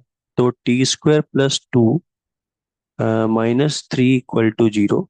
तो t-+3 और t-1 इक्वल टू 0, ऐसा बन। तो यहाँ से आ जाएगा अपना t इक्वल टू, एक आ जाएगा -3 और एक आ जाएगा t इक्वल टू 1। अगर t -3 है तो यानी कि फ्लोर ऑफ x -3 है, तो x कहाँ होगा?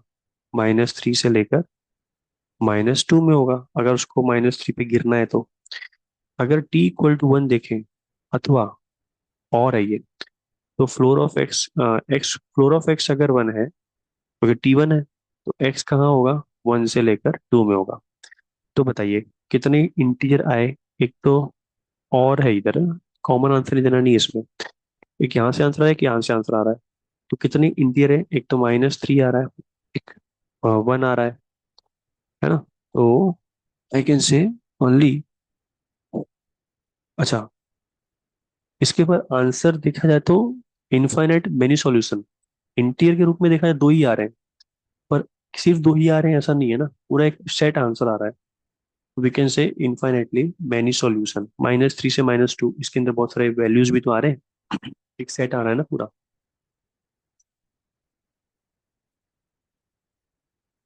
ठीक है, चलिए आगे बढ़ते हैं अगले सवाल पे। ओके, नेक्स्ट टॉपिक जो है अपना वो है फ्रैक्शनल फंक्शन।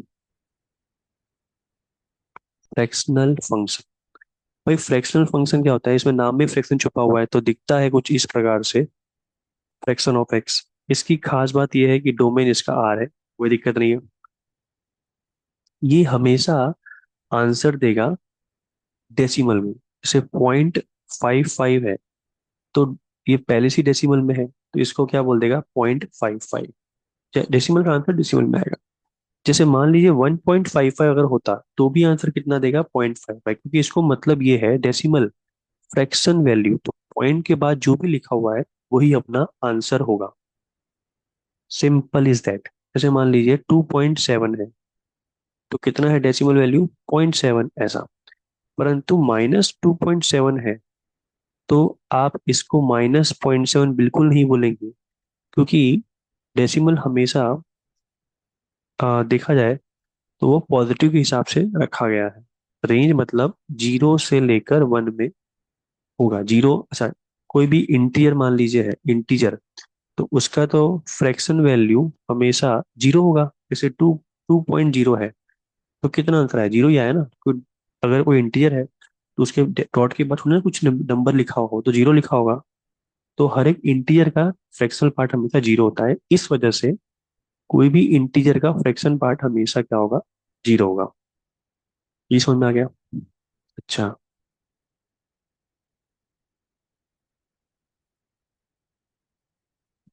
तो -2.7 का अगर देखे डेसिमल, तो -0.7 गलत बात है। थोड़ा सा अगर दिमाग लगाएं, तो -2.7 पहुंचने के लिए दो ट्रेन चलती है। एक तो ट्रेन का नाम है -3, और एक ट्रेन का नाम है -2। -2 से अगर आप पीछे जाओगे तो -2 -0.7 करोगे तो पहुंच जाओगे।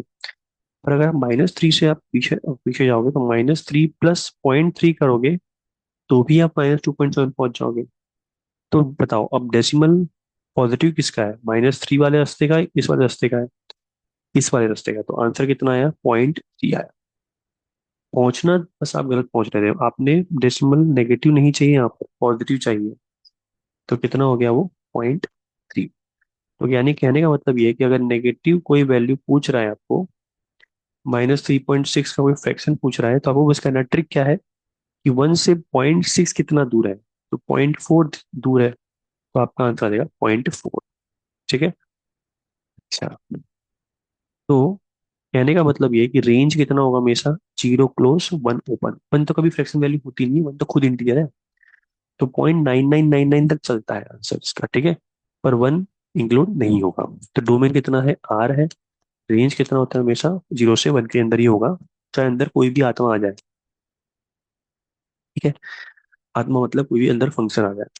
अच्छा, इसका ग्राफ अगर देखें, तो इसका ग्राफ थोड़ा सा याद रखना पड़ेगा आपको। जैसे 0 से लेकर अगर 1 है, तो 0 पे कितना आंसर देगा? 0। 1 पे कितना आंसर आएगा? 1। 2 पर कितना आंसर आएगा? 0। -1 पर कितना आएगा? 0। -2 पे कितना आंसर आएगा? 0। ठीक है। 0 से 1 तक जाएंगे तो आंसर सेम टू सेम आता रहेगा। जैसे y = x के बराबर। जैसे मान लीजिए आपने 0.1 रखा तो आपका आंसर 0.1 ही आएगा। आपने 0.2 रखा तो आपका आंसर कितना आएगा? 0.2 आएगा। ओके। थोड़ा सा अगर मैं और खड्डे में जाऊं, तो एक नंबर जो होता है 2.65 किससे बनता है? 2 + 0.65 से। अच्छा, मान लीजिए मैं पूछूं कि 2.65 का फ्लोर कितना है, तो आप क्या बोलेंगे? 2। अगर मैं 2.65 का फ्रैक्शन पूछूं तो आप क्या बोलेंगे? 0.65। चलिए, कहीं सर आप ऐसा तो नहीं बोल रहे कि अगर ये x 2.65 है, तो यही इसका फ्लोर लिखा है 2.65 का, और यही इसका फ्रैक्शन लिखा है 2.65 का? हाँ, बिल्कुल सही बोले आप। मतलब कोई भी नंबर दो इंसान से बनता है, एक उसके इंटीजर से प्लस उसके फ्रैक्शन से, और उसी फ्रैक्शन को हम लोग बोलते हैं फ्रैक्शन फंक्शन, और उसी इंटीजर को हम लोग बोलते हैं floor function, greatest integer function. चलिए सर, ये तो चलो ठीक है, नेगेटिव पॉजिटिव की बात होगी। नेगेटिव की बात बताओ। जैसे मान लीजिए -3.6 है, तो -3.6 को मैं कैसे लिखूंगा? -3 -0.6। पर ये रास्ता गलत है, क्योंकि इसमें नेगेटिव फ्रैक्शन आ रहा है, मुझे पॉजिटिव फ्रैक्शन चाहिए। तो -4 +0.6 पॉइंट, सॉरी, -4 प्लस 0.4 बोलना चाहिए। ठीक है, अब सही है सर, 0.4 फ्रैक्शन आ रहा है। ओके, अगर मैं इसी का फ्रैक्शन फ्लोर पूछूंगा -3.6 का, तो आप क्या जवाब देंगे? -4। और उसका फ्रैक्शन पूछूंगा मैं, तो आप क्या जवाब देंगे? 0.4। तो देखो, बन गया ना, -0.3.6। यानी कि कोई भी कोई भी नंबर दो लोगों से बनता है, उसी के फ्लोर से और उसी के फ्रैक्शन वैल्यू से। तो चलिए, अब ग्राफ बनाने का आपको दिक्कत नहीं आएगी। तो जैसे आप 0 से 1 में है, तो आपका एक्स की वैल्यू 0 से 1 में है, तो 0 से 1 का फ्लोर हमेशा कितना होगा? 0 होगा। तो यानी कि जो फंक्शन है वो किसके बराबर हो गया? एक्स के। मतलब वो आंसर कैसा देगा? y = x के बराबर आंसर देगा। चलिए, अगर आपका स्लॉट अच्छा 1 से 2 के बीच में है, तो 1 से 2 के बीच का फ्लोर कितना होगा? 1। तो यानी कि फ्रैक्शन वैल्यू जो है वो x-1 हो गया। x-1। ओके, यानी कि x-1 वाली लाइन आएगी। देखो, आप रख के देखो। जैसे आपने मान लो वैल्यू रखा आपने 1.2, तो 1.2 -1 कितना हुआ? 0.2 तो हुआ। तो उसके पीछे चल क्या रहा है बैक ऑफ द माइंड? 0.2 को कम लाया जा रहा है, -1 कम करके, मतलब इंटीजर को हटाकर, ऐसा। तो अच्छा, 2 पर 0, तो 2 से 3 में कितना आएगा सर? x-2 आएगा। 2 से 3 का फ्लोर कितना होता है? 2 होता है, तो 2 यहाँ चला गया, तो x-2। अच्छा, कहानी का बात समझ में आ गया मेरे को। यानी कि यहाँ पर कितना होगा? 3 होगा, x-3 होगा। और जैसे ही 4 पर आओगे तो वैल्यू फिर टूट जाएगी।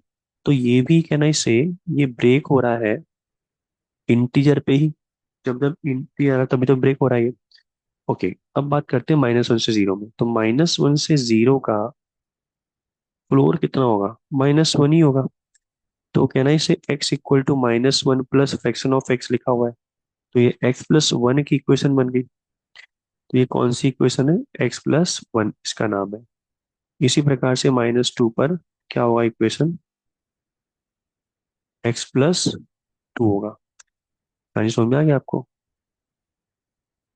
तो ये इक्वेशंस हर एक स्लॉट में याद कर लीजिएगा, क्योंकि डेफिनेट इंटीग्रेशन में बहुत काम आता है। जैसे 0 से 2 अगर कोई पूछे कि फ्रैक्शन ऑफ एक्स का इंटीग्रेशन करो, तो पहले 0 से 1 करना पड़ेगा, 1 से 2 करना पड़ेगा। ये फ्रैक्शन इस स्लॉट में एक्स खुलेगा, इस स्लॉट में x-1 खुलेगा, तो ही आप इंटीग्रेशन इसका कर पाएंगे। तो उस समय मॉडिफिकेशन में बहुत काम आता है।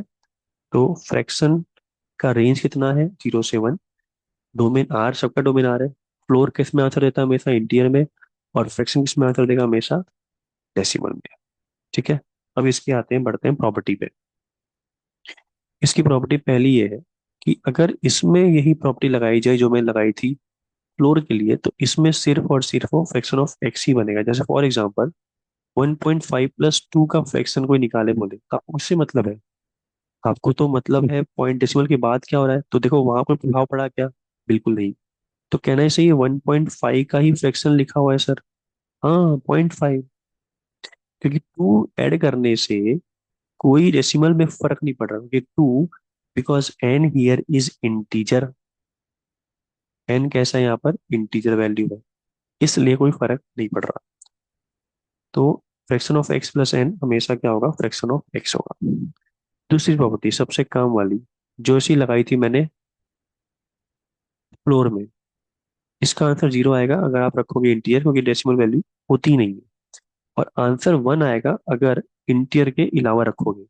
फॉर एग्जाम्पल 2.5 है, और यहाँ पर लिखा हुआ है -2.6, तो इसका आंसर कितना आएगा? 0.5। इसका कितना आएगा? 0.4 आएगा। एक मिनट, -2, अच्छा सेम ही रखना है भाई, सेम ही रखना है, एक्स एक्स है ना। ओके, तो इसका 0.5, तो आंसर 1 हो गया। ओके, आपको बात समझ में आ गई? फ्रैक्शन वैल्यू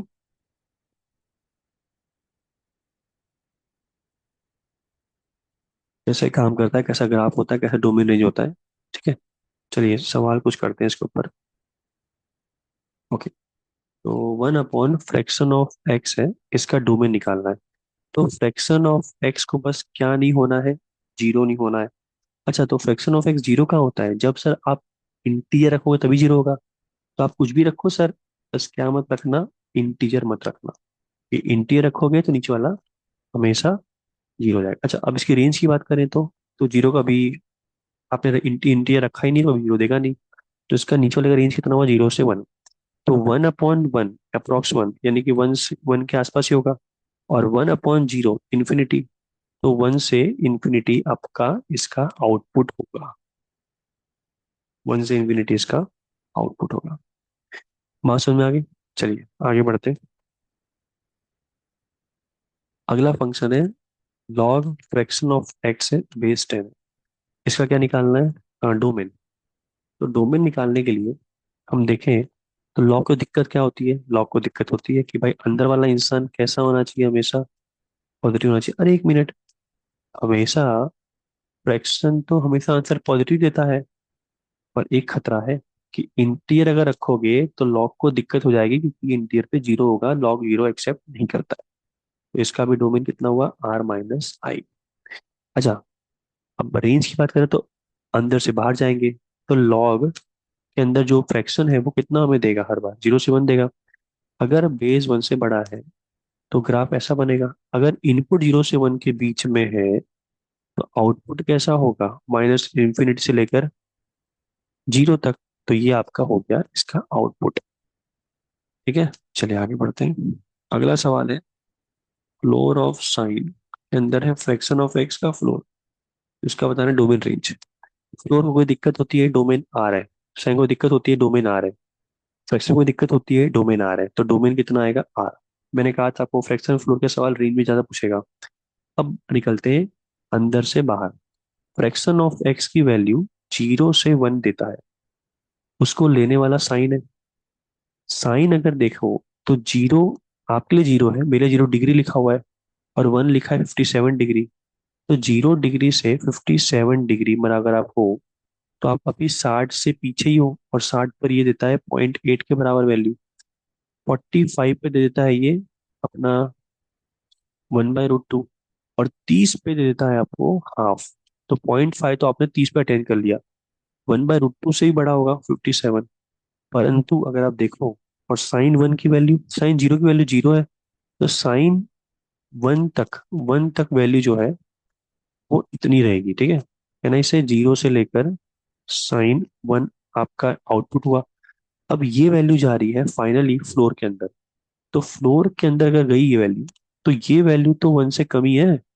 तो अगर आप 0 से 1 के अंदर हो तो आपकी वैल्यू फाइनली कितनी आएगी, जीरो आएगी। तो आपका रेंज कितना हुआ, हमेशा जीरो। मतलब ये कांस्टेंट फंक्शन है, y = 0 लिखा हुआ है। ठीक है, इजी। चलिए आगे बढ़ते हैं। Find the domain of. इसमें डोमेन निकालना है, माइनस है, टू है, फ्लोर ऑफ एक्स है, फिर -x minus fraction of x है। तो सबसे पहली बात ये है कि रूट के अंदर जो भी इंसान है वो कैसा होना चाहिए, वो पॉजिटिव होना चाहिए। अरे भाई साहब, ये तो मजे आ गए। ये पॉजिटिव होना चाहिए, एक बराबर जीरो होना चाहिए, पर माइनस से मल्टीप्लाई कर देता हूँ। तो two of floor of x minus fraction of x का floor less than equal to zero होना चाहिए। अब एक मॉड कभी भी नेगेटिव आंसर देता है, कभी देता नहीं। इसका रेंज ही 0 से इन्फिनिटी है। पर एक शर्त तो पूरी हो सकती है, ये जीरो हो जाए मॉड। और मॉड जीरो कब होता है, जब अंदर वाला जीरो होता है। तो two of floor of x minus fraction of x, इसको हम जीरो कर देंगे। ठीक है, जैसे इसको हम जीरो करेंगे तो अब देखिए इसको बोलते हैं, इस सवाल को समझ जाना। इसमें तीनों आ रहे हैं, फ्लोर ऑफ एक्स, एक्स और फ्रैक्शन ऑफ एक्स। आपको करना क्या है, एक्स जहां भी दिखे उसको floor of x plus fraction of x में कन्वर्ट कर दीजिए। यानी कि सवाल अब बदल जाएगा, fraction of x minus floor of x minus equal to zero. तो यहाँ पर फ्लोर कितना हो गया, फ्लोर ऑफ एक्स। यहाँ पर फ्रैक्शन कितना हो गया, two of fraction of x हो गया। अच्छा, फ्रैक्शन की जो वैल्यू है वो 0 से 1 में होती है। तो कहने से 0 से 2 होगा ओपन, और सामने बैठा हुआ है इंटीजर। हम मैं तो दूर से जब भी देखता हूँ फ्लोर को, मैं तो बोलता हूँ इंटीजर लिखा हुआ है। इंटीजर की वैल्यू 0 से 2 में कितनी कितनी होगी, इंटीजर की वैल्यू होगी जीरो, अथवा इंटीजर की वैल्यू होगी 1। और कुछ हो सकती है क्या, नहीं। अब मुझे अगर एक्स चाहिए, तो करस्पॉन्डिंग अगर मुझे फ्लोर में मिल गया है तो मुझे उसका करस्पॉन्डिंग क्या चाहिए होगा, फ्रैक्शन ऑफ एक्स। तो मैं वन बाई वन फ्लोर को मैं यहाँ रखूंगा। तो one equal to two times of fraction of x, तो एक फ्रैक्शन ऑफ एक्स कितना आ गया, हाफ। एक फ्रैक्शन ऑफ एक्स रहा होगा हाफ। और जब फ्लोर जीरो है तो कॉमन सेंस ये बोलता है कि फ्रैक्शन, फ्लोर फ्रैक्शन भी क्या होगा, जीरो ही होगा। तो करस्पॉन्डिंग में जीरो प्लस जीरो एक्स, एक आंसर जीरो आ रहा है। और एक आंसर है करस्पॉन्डिंग में one plus half, that is three by two. तो मुझे डोमेन में सिर्फ दो ही व्यक्ति मिलेंगे, zero and three by two. चलिए अगला सवाल करते हैं। अगला सवाल है सम ऑफ द सीरीज पे। सम ऑफ द सीरीज निकालना है, और सीरीज में three by eight, three by eight plus one by hundred, three by eight plus two by hundred, ऐसे करते करते करते three by eight plus two thirty four by hundred, इसका सम बता। अब देखिए, three by eight is decimal value, तो इसका भी आंसर जीरो आएगा, इसका भी आंसर जीरो ही आएगा, क्योंकि वन बाई हंड्रेड कितना होता है, पॉइंट जीरो जीरो वन। इतना बढ़ भी जाएगा नहीं, थ्री बाई एट भी जीरो होगा। अब सवाल उठता है कब तक ऐसा होगा, कब वन पहुंचेगा, कब टू पहुंचेगा, इस पे सवाल है। ठीक है। अब एक बात बताइए, एक फ्लोर, एक फ्लोर जो है वो वन कब पहुंचेगा, देख लेते हैं। ये ट्रेन कब पहुंचेगी देख लेते हैं। अब मुझे ये नहीं पता कि एन उस समय क्या रहा होगा, क्योंकि आप देखिए थ्री बाई एट सब में कांस्टेंट है, अगला three by eight plus three by hundred आएगा, नीचे हंड्रेड भी कांस्टेंट है सब में। बस फ्लक्चुएट क्या हो रहा है, वन से टू, फिर थ्री, फिर फोर, अब तो कहाँ गया टू थर्टी। तो लास्ट में मैंने यहाँ पर एन रखा। तो three by eight plus n by hundred, ऐसा कौन सा एन होगा जिससे सम दोनों का वन आ जाए, वन पे पहुंच जाओ आप। मतलब उससे पहले सबका आंसर क्या आ रहा होगा, जीरो। तो मैंने क्या किया, n by hundred equal to one minus three by eight, n I say five by eight, और इसको मैंने हंड्रेड से मल्टीप्लाई कर दिया। तो टू फोर जा और टू फिफ्टी जा, टू टू जा टू ट्वेंटी फाइव जा, ट्वेंटी फाइव फाइव जा कितना हो गया, ट्वेंटी फाइव फोर, हाँ one twenty five by to, one twenty four, sixty two point five. अच्छा, मतलब बासठ पॉइंट पाँच जब आएगी वैल्यू, मतलब इकसठ जब होगी सिक्सटी वन बाई हंड्रेड, यानी कि यहाँ से लेकर three by eight plus sixty one by hundred तक आपको जीरो मिलेगा। और जैसे ही आप three by eight plus sixty two, चलो यहाँ तक भी आपको जीरो मिलेगा, और जैसे ही आप सिक्सटी थ्री बाई हंड्रेड पर आए, आपकी वैल्यू वन देना स्टार्ट कर दिया। अब कॉमन सेंस वाली बात, सिक्सटी टू पॉइंट फाइव तो कभी एन होगा नहीं, क्योंकि एन यहाँ पर देखो सब इंटीजर चल रहा है। तो सिक्सटी टू पॉइंट फाइव पर बनाया, मतलब सिक्सटी टू पॉइंट फाइव के आगे जितने भी इंटीजर आएंगे उन सब पर का सम, उन सब का फ्लोर हमेशा वन होगा। अब अगला सवाल कि टू कब होगा। तो three by eight plus n by hundred equal to two. तो n by hundred equal to two minus three by eight, यानी कि it was sixteen, thirteen by eight, thirteen by twenty five by two ही आएगा, हमने तो अभी देखा करके। तो अपना कितना हो गया ये, पच्चीस, ढाई सौ, और ढाई सौ और पचहत्तर, तीन सौ पच्चीस, साढ़े तीन सौ, तीन सौ चौबीस।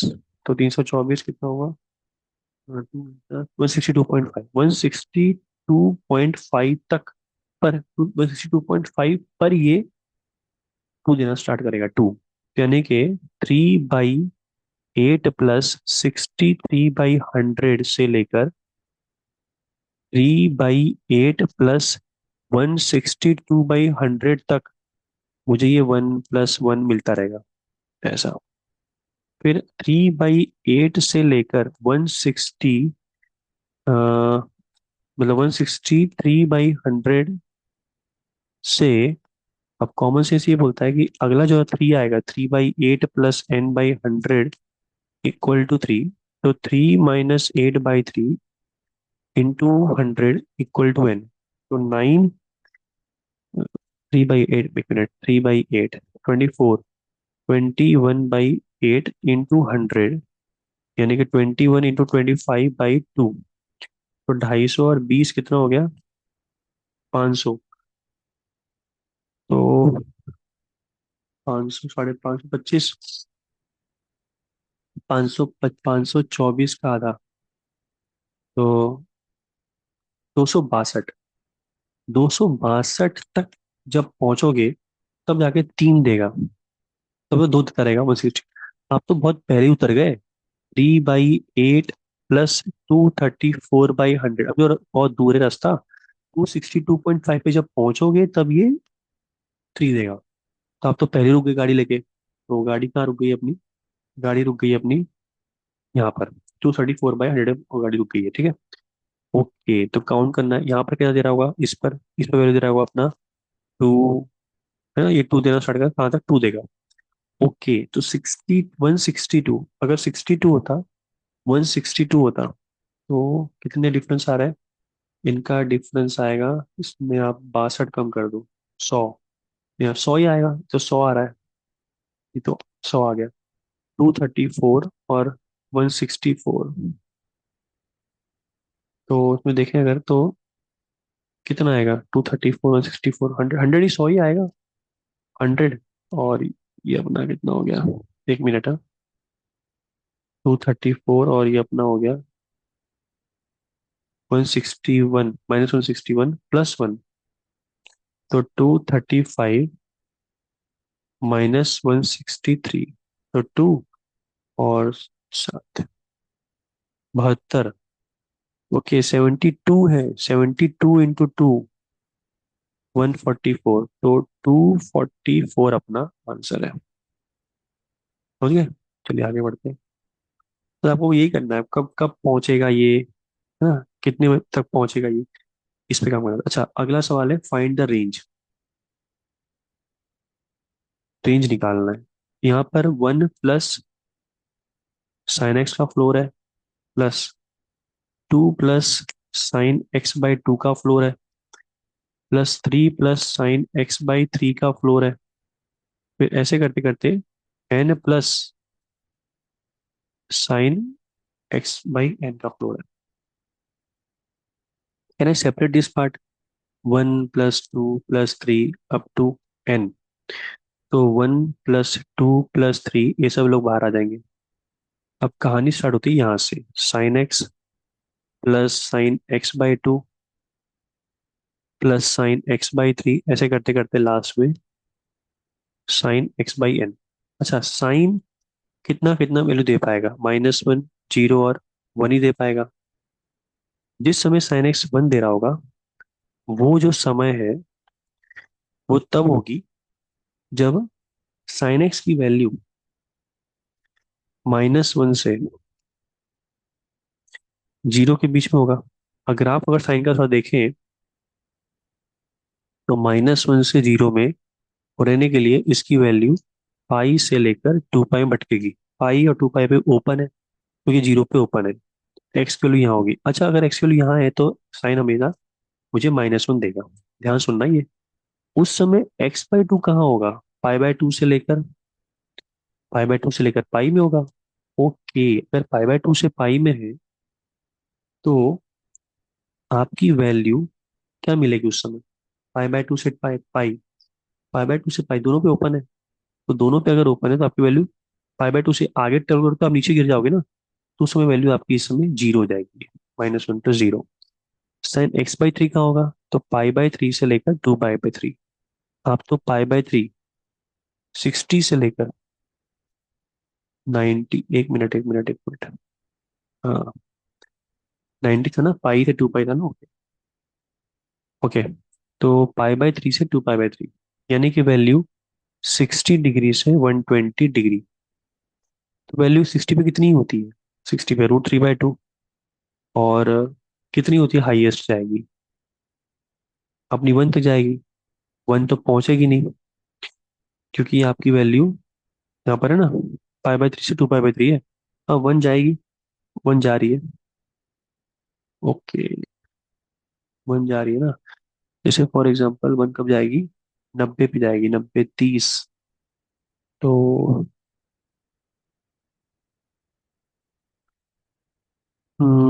x/3, x/3 की वैल्यू 90 हो रही है, तो x होगा 270। पर 270 तो पॉसिबल ही नहीं है, क्योंकि आपने यहाँ पे खुद ही बोल रखा है 0 पे तो अपना ओपन है। हाँ, 270 में -1 होगा, ये चलेगा। -1, जैसे 270 रखा आपने, -1 हो गया। 270/2, ये 135, 0 हो गया। और 270 बाई 3, 90। तो 90 पे कितना बना, तो ये हो गया 1। ये 1 दे दिया। अब आगे पाई से 2 पाई का अब आप 1/4 करोगे, तो पाई/4 से लेकर पाई/2 आ जाएगा। पाई/4 से पाई/2 आ जाएगा। तो पाई/4 से पाई/2, अच्छा पाई बाई अभी अभी आप 1 से कम ही हो, तो ये 0 हो जाएगा।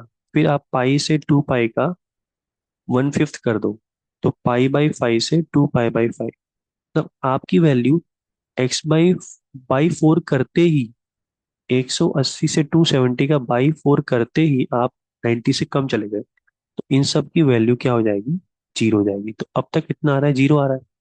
मतलब अब तक का सम यही आ रहा है। ठीक है। चलिए अगला, अगला वाला केस, जब साइन एक्स 0 हो जाए। 0 कब होगा, जब साइन एक्स 0 क्लोज ओपन 1 होगा। तो उस समय अगर 0 से 1 में रहना है, 0 चलेगा और 1 ओपन, तो एक्स की वैल्यू जो होगी, एंगल के रूप में बोल लेते हैं कि एक्स की वैल्यू 0 डिग्री से लेकर अपना पाई तक होगी।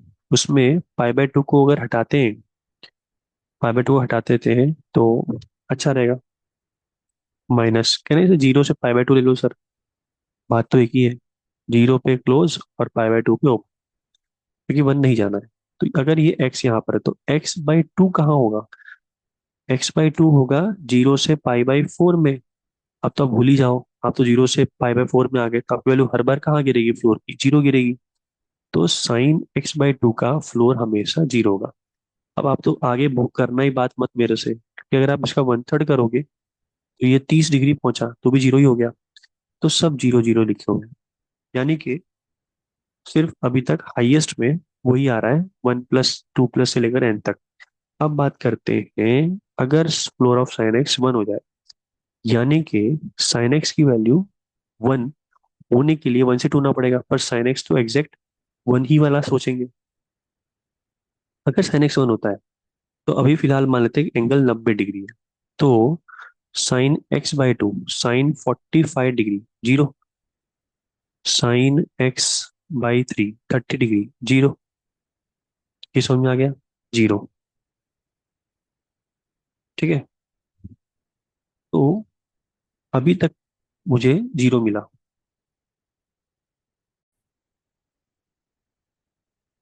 तो अब तक कितना वैल्यू आया है, 0 आया अपना। ठीक है, मतलब 1+ से लेकर यहाँ तक वैल्यू आया है। अगर आप थोड़ा ध्यान दो, तो जब -1 दिया था उसमें, तो वैल्यू सी कहाँ थी, उसकी वैल्यू थी अपनी पाई से। अच्छा पाई पर कितना देता है ये साइन, 0 देता है। -1 कितना देता है, -1 देता है अपना 3 पाई/2 पे। तो अगर मैं बोलता है इसको पाई से लेकर ये 3 पाई, अच्छा पाई पर क्या देगा ये वैल्यू, अगर एक्स पाई रखेंगे तो साइन एक्स कितना आंसर देता है, 0। साइन x/2 कितना आंसर देगा पाई/2 पे, 1। ये हो गया अपना 0, ये हो गया 1। फिर साइन पाई/3, तो जीरो तो बेल्ट चला गया, 90 डिग्री से कम हो गया तो 0, आगे 0। एक ऐसा मोमेंट हो सकता है जहां पर ये पाई पर ये 1 देगा। तो हाईएस्ट से हाईएस्ट अगर देखें तो n n+1/2+1, और लोवेस्ट से लोवेस्ट अगर देखें तो n n+1/2। अपना जो रेंज है वो यहाँ से लेकर यहाँ तक है। एक ही समय पर 1 दे रहा है जब वो एंगल पाई वाला लेंगे तो, क्योंकि वहां पर ये अकेला 1 होकर बाकी सब एंगल जो हो रहा है ना वो 1/3 1/4 से, वो क्या है ना 90 से कम में चले जा रहे हैं। तो 90 से कम चले गए तो फिर उसका आंसर 0 ही आएगा। ये फ्लोर फंक्शन है, नीचे गिराएगा। ठीक है, टांग खींचेगा आपकी, आपको नीचे नहीं गिरना है। चलिए अगला सवाल करते हैं। अब हम तैयार हो गए हैं, सवाल करने के लिए। तो नेक्स्ट जो क्वेश्चन है वो है अपना, रूट में .625 की पावर 4 - 3x है, और -1.6 की पावर है x x+8 है।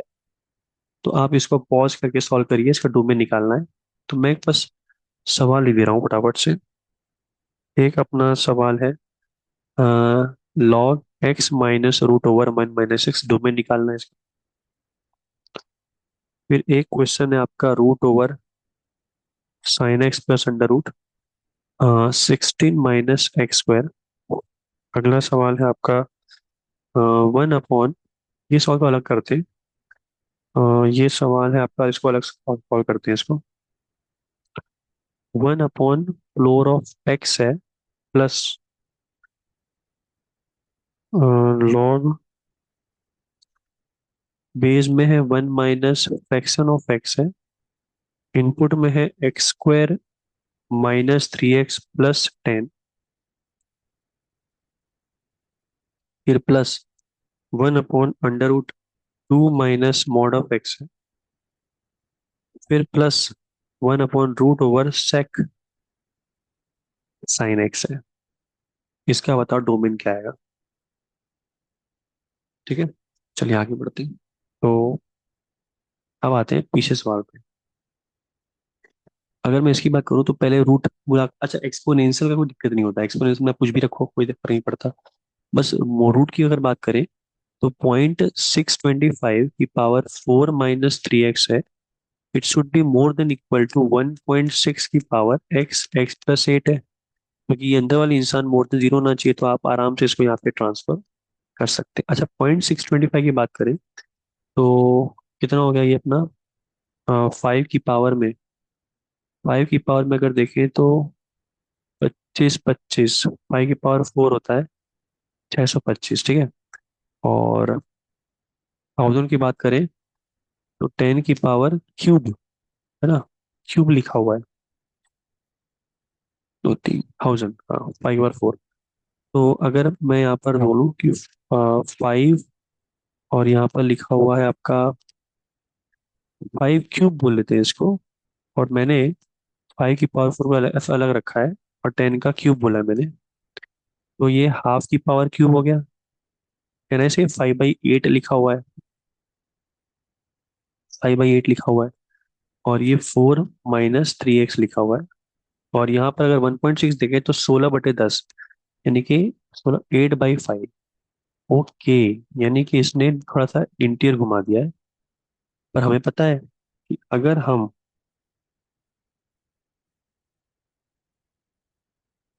इसको इंटरचेंज करें, खाली एक को तो माइनस बाहर आ जाता है, तो कहना है इसे 3x - 4 हो गया। जैसे हाफ है तो इसको 2 करना है, तो 2 की पावर -1 हुआ ना, तो 1 का क्या हुआ, -1 हुआ ऐसा।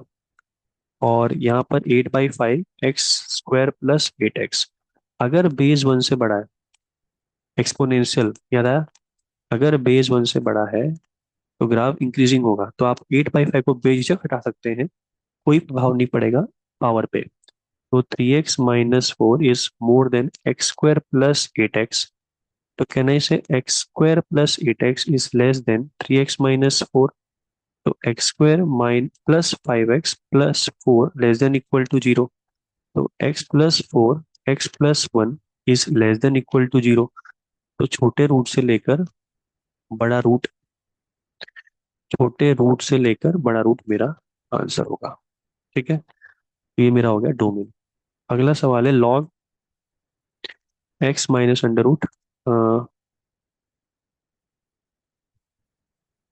√1 - x, √1 - x, इसका बताओ डोमेन क्या आएगा। अगर इसकी बात करें तो अंदर क्या होना चाहिए, पॉजिटिव होना चाहिए, तो ये सिर्फ पॉजिटिव। और दूसरी बात क्या होना चाहिए कि अंदर रूट के अंदर जो लिखा है वो भी कैसा होना चाहिए, पॉजिटिव, तो एक्स लेस देन होना चाहिए। अच्छा यहाँ पर एक्स की वैल्यू मोर देन 1 - x से बड़ी होनी चाहिए रूट से, तो मैंने स्क्वायरिंग कर दी, तो x² + x - 1 is more then 0। इसके जो रूट आएंगे वो काफी घटिया आएंगे। इसकी रूट निकाले तो -1 + -√b² - 4ac √5/2। तो पॉजिटिव के लिए क्या आएगा, -∞ से लेकर छोटा रूट, यूनियन बड़े रूट से लेकर इन्फिनिटी, ये तो एक्स की वैल्यू होगी यहाँ से। यहाँ पर जो वैल्यू है वो 1 से कम होनी चाहिए, ये ऐसा बोल रहा है। -1 -√5 कितना होता है, 2.25, तो -3.25 -1.5 के आसपास होगा, तो -1.5 से पीछे, ये बोल रहा है। -1 + 2.25, 0.5 के आसपास, तो ये 0.5 से आगे बोल रहा है। अपना आंसर कितना हुआ, -1.5 से पीछे वाला कॉमन के हिसाब से, और 0.5 से 1 के बीच वाला। तो फाइनली आंसर कितना हो, माइनस इंफिनिटी से लेकर -1 -√5/2 क्लोज। अच्छा यहाँ पर ओपन है, यहाँ पर ओपन ही आएगा क्योंकि इसको पसंद नहीं है। यूनियन इस वैल्यू से लेकर, यानी कि √5 - 1/2 से लेकर 1 तक, और यहाँ दोनों पर ओपन आएगा, 1 इसको पसंद नहीं है। तो ये आपका हो गया फाइनल डोमेन। चलिए आगे बढ़ते हैं। अगला सवाल क्या था, साइन एक्स रूट में है और 16 - x² √16 - x² रूट में है। तो सवाल क्या था, √sin x और √16 - x²। पहले इसकी बात कर लेते हैं, क्योंकि साइन एक्स का जो डोमेन होता है वो आर तक होता है, तो बहुत सारे सेट आएंगे उसके तो, क्योंकि इसमें साइन एक्स को सिर्फ पॉजिटिव होना है, तो इसके तो बहुत सारे आंसर आएंगे ना, फर्स्ट क्वाड्रेंट सेकंड क्वाड्रेंट तो हर साइकिल में आने वाला है, तो इसका तो बहुत बड़ा सेट होगा।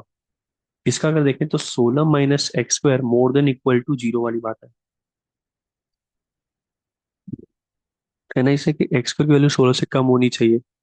अगर x² की वैल्यू स्क्वायर 16 से कम है, 16 से कम है, तो x - 4 x + 4 is less than equal to 0। इसको मैं ऐसे भी लिख सकता हूँ सब्ट्रैक्ट करके, ऐसा। तो कहने से x की वैल्यू -4 से 4 हो गई, छोटे रूट से बड़ा रूट। डायरेक्ट अगर करना चाहो तो जैसे x² की वैल्यू मान लो 9 से कम है, x² की वैल्यू 9 से कम है, तो कॉमन सेंस वाली बात है कि x की वैल्यू -3 से 3 में ही रहेगी, कि -3 से जैसे ही कम जाओगे -3.1, तो उसका होल स्क्वायर क्या होगा, 3.1 का होल स्क्वायर, तो 9 से बड़ा हो जाएगा। और आप 3 से अगर आगे जाओगे तो भी इसका स्क्वायर 9 से बड़ा हो जाएगा। तो कहने का मतलब क्या है, उसका जो रूट का 9 होता है 3, तो उसके नेगेटिव से लेकर उसके पॉजिटिव तक आपका आंसर होगा, शॉर्ट ट्रिक है ये। समझ गए। तो -4 से 4, अब आते हैं ग्राफ पे। तो -4 से 4 है, तो -4 से 4 साइन के लिए क्या हुआ, एज अ डिग्री, तो 57 × 4 28, 228 डिग्री, तो 228 डिग्री और -228 डिग्री में छाटना है अपने को। तो 270 तो यहीं आ गया, और -270 तो यहाँ आ गया, तो -228 यहाँ आएगा। अब इस क्षेत्र 228 कहाँ आएगा, यहाँ आएगा। तो इस रीजन में आपको ढूंढना है कि साइन पॉजिटिव कहाँ होगा या जीरो कहाँ होगा। तो आप देख पाएंगे, तो -4 को इंक्लूड करते हुए, क्योंकि पॉजिटिव है, तो आपकी वैल्यू यहाँ तक जाएगी, जो कि है -पाई तक। तो कहना है इसे -4 से -पाई तक पहला कदम बढ़ाएंगे। -4 पे वैल्यू पॉजिटिव है, -4 इंक्लूड किया हुआ है -4 एंगल में, और -पाई तक जाएंगे, क्योंकि -पाई से आगे जाते ही आपकी वैल्यू खड्डे में चली जाएगी, जो कि इसको दिक्कत हो जाएगा। और -पाई पे क्लोज है, क्योंकि -पाई 3 - 3.14 होता है, जो इस सेट में भी आएगा, और पाई -पाई 180 डिग्री -180 डिग्री होता है, जहां पर साइन जीरो होता है, वो भी आएगा। यूनियन अगला पोर्शन जीरो से लेकर कहाँ तक, ये जीरो से लेकर कहाँ तक जाएंगे, अपनी गाड़ी पाई तक जाएगी, तो जीरो से लेकर पाई। पाई से आगे बढ़ेंगे तो नीचे ले आएंगे ना, नेगेटिव में आ जाएगी वैल्यू, और साइन को पॉजिटिव ही होना है। तो ये आपका हो गया फाइनली डोमेन। कहने का तात्पर्य ये है कि जो अगर बहुत सारे फंक्शन आते हैं तो ट्रिग्नोमेट्री का बाद में काम करना, तो ट्रिग्नोमेट्री बहुत बड़ा आंसर देगा। अलजेब्रा से छोटे छोटे आंसर निकाल कर अपना फाइनल आंसर दे दीजिए, ठीक है। चलिए लास्ट क्वेश्चन आज का, 1/फ्लोर ऑफ एक्स है। तो 1/फ्लोर ऑफ एक्स का, अच्छा इसका डोमेन देखना है, इसका डोमेन देखना है, इसका डोमेन। तो पहला, सबसे पहली बात कि फ्रैक्शन फ्लोर ऑफ एक्स जो है वो जीरो नहीं होना चाहिए, इसका काम हो गया। तो यानी कि एक्स की वैल्यू 0 और 1 के बीच में नहीं होनी चाहिए, इन्होंने बोल दिया, ठीक है। अब आते हैं इनमें, तो रूट के अंदर नीचे लिखा हुआ है, तो इनको सिर्फ जीरो होना पड़ेगा। देखो एक तीर में दो निशाने हो गए, जीरो भी नहीं किया मैंने और रूट का वाला बात भी कर दी मैंने। इसका मतलब मॉड एक्स की वैल्यू जो है वो 2 से कम आनी चाहिए।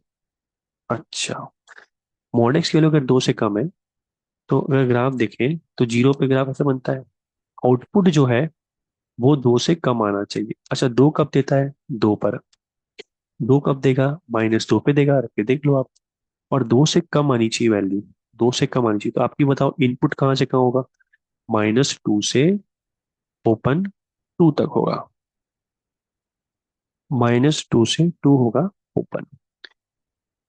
ठीक है, ये आपकी एक्स की वैल्यू होगी। तो -2 से 2 में रास्ते में 0 से 1 की मुलाकात होगी क्या? हाँ बिल्कुल होगी। तो मुझे अब तक का डोमेन क्या मिला? -2 से लेकर 0 तक, यूनियन 1 से लेकर 2 तक का। क्योंकि 0 से 1 हमें नहीं लेना है और 0 और 1 को भी नहीं लेना है। तो ये मेरा अब तक का डोमेन है, यहाँ तक का, इसका और इसका। अब आते हैं इस वाले सेट पर।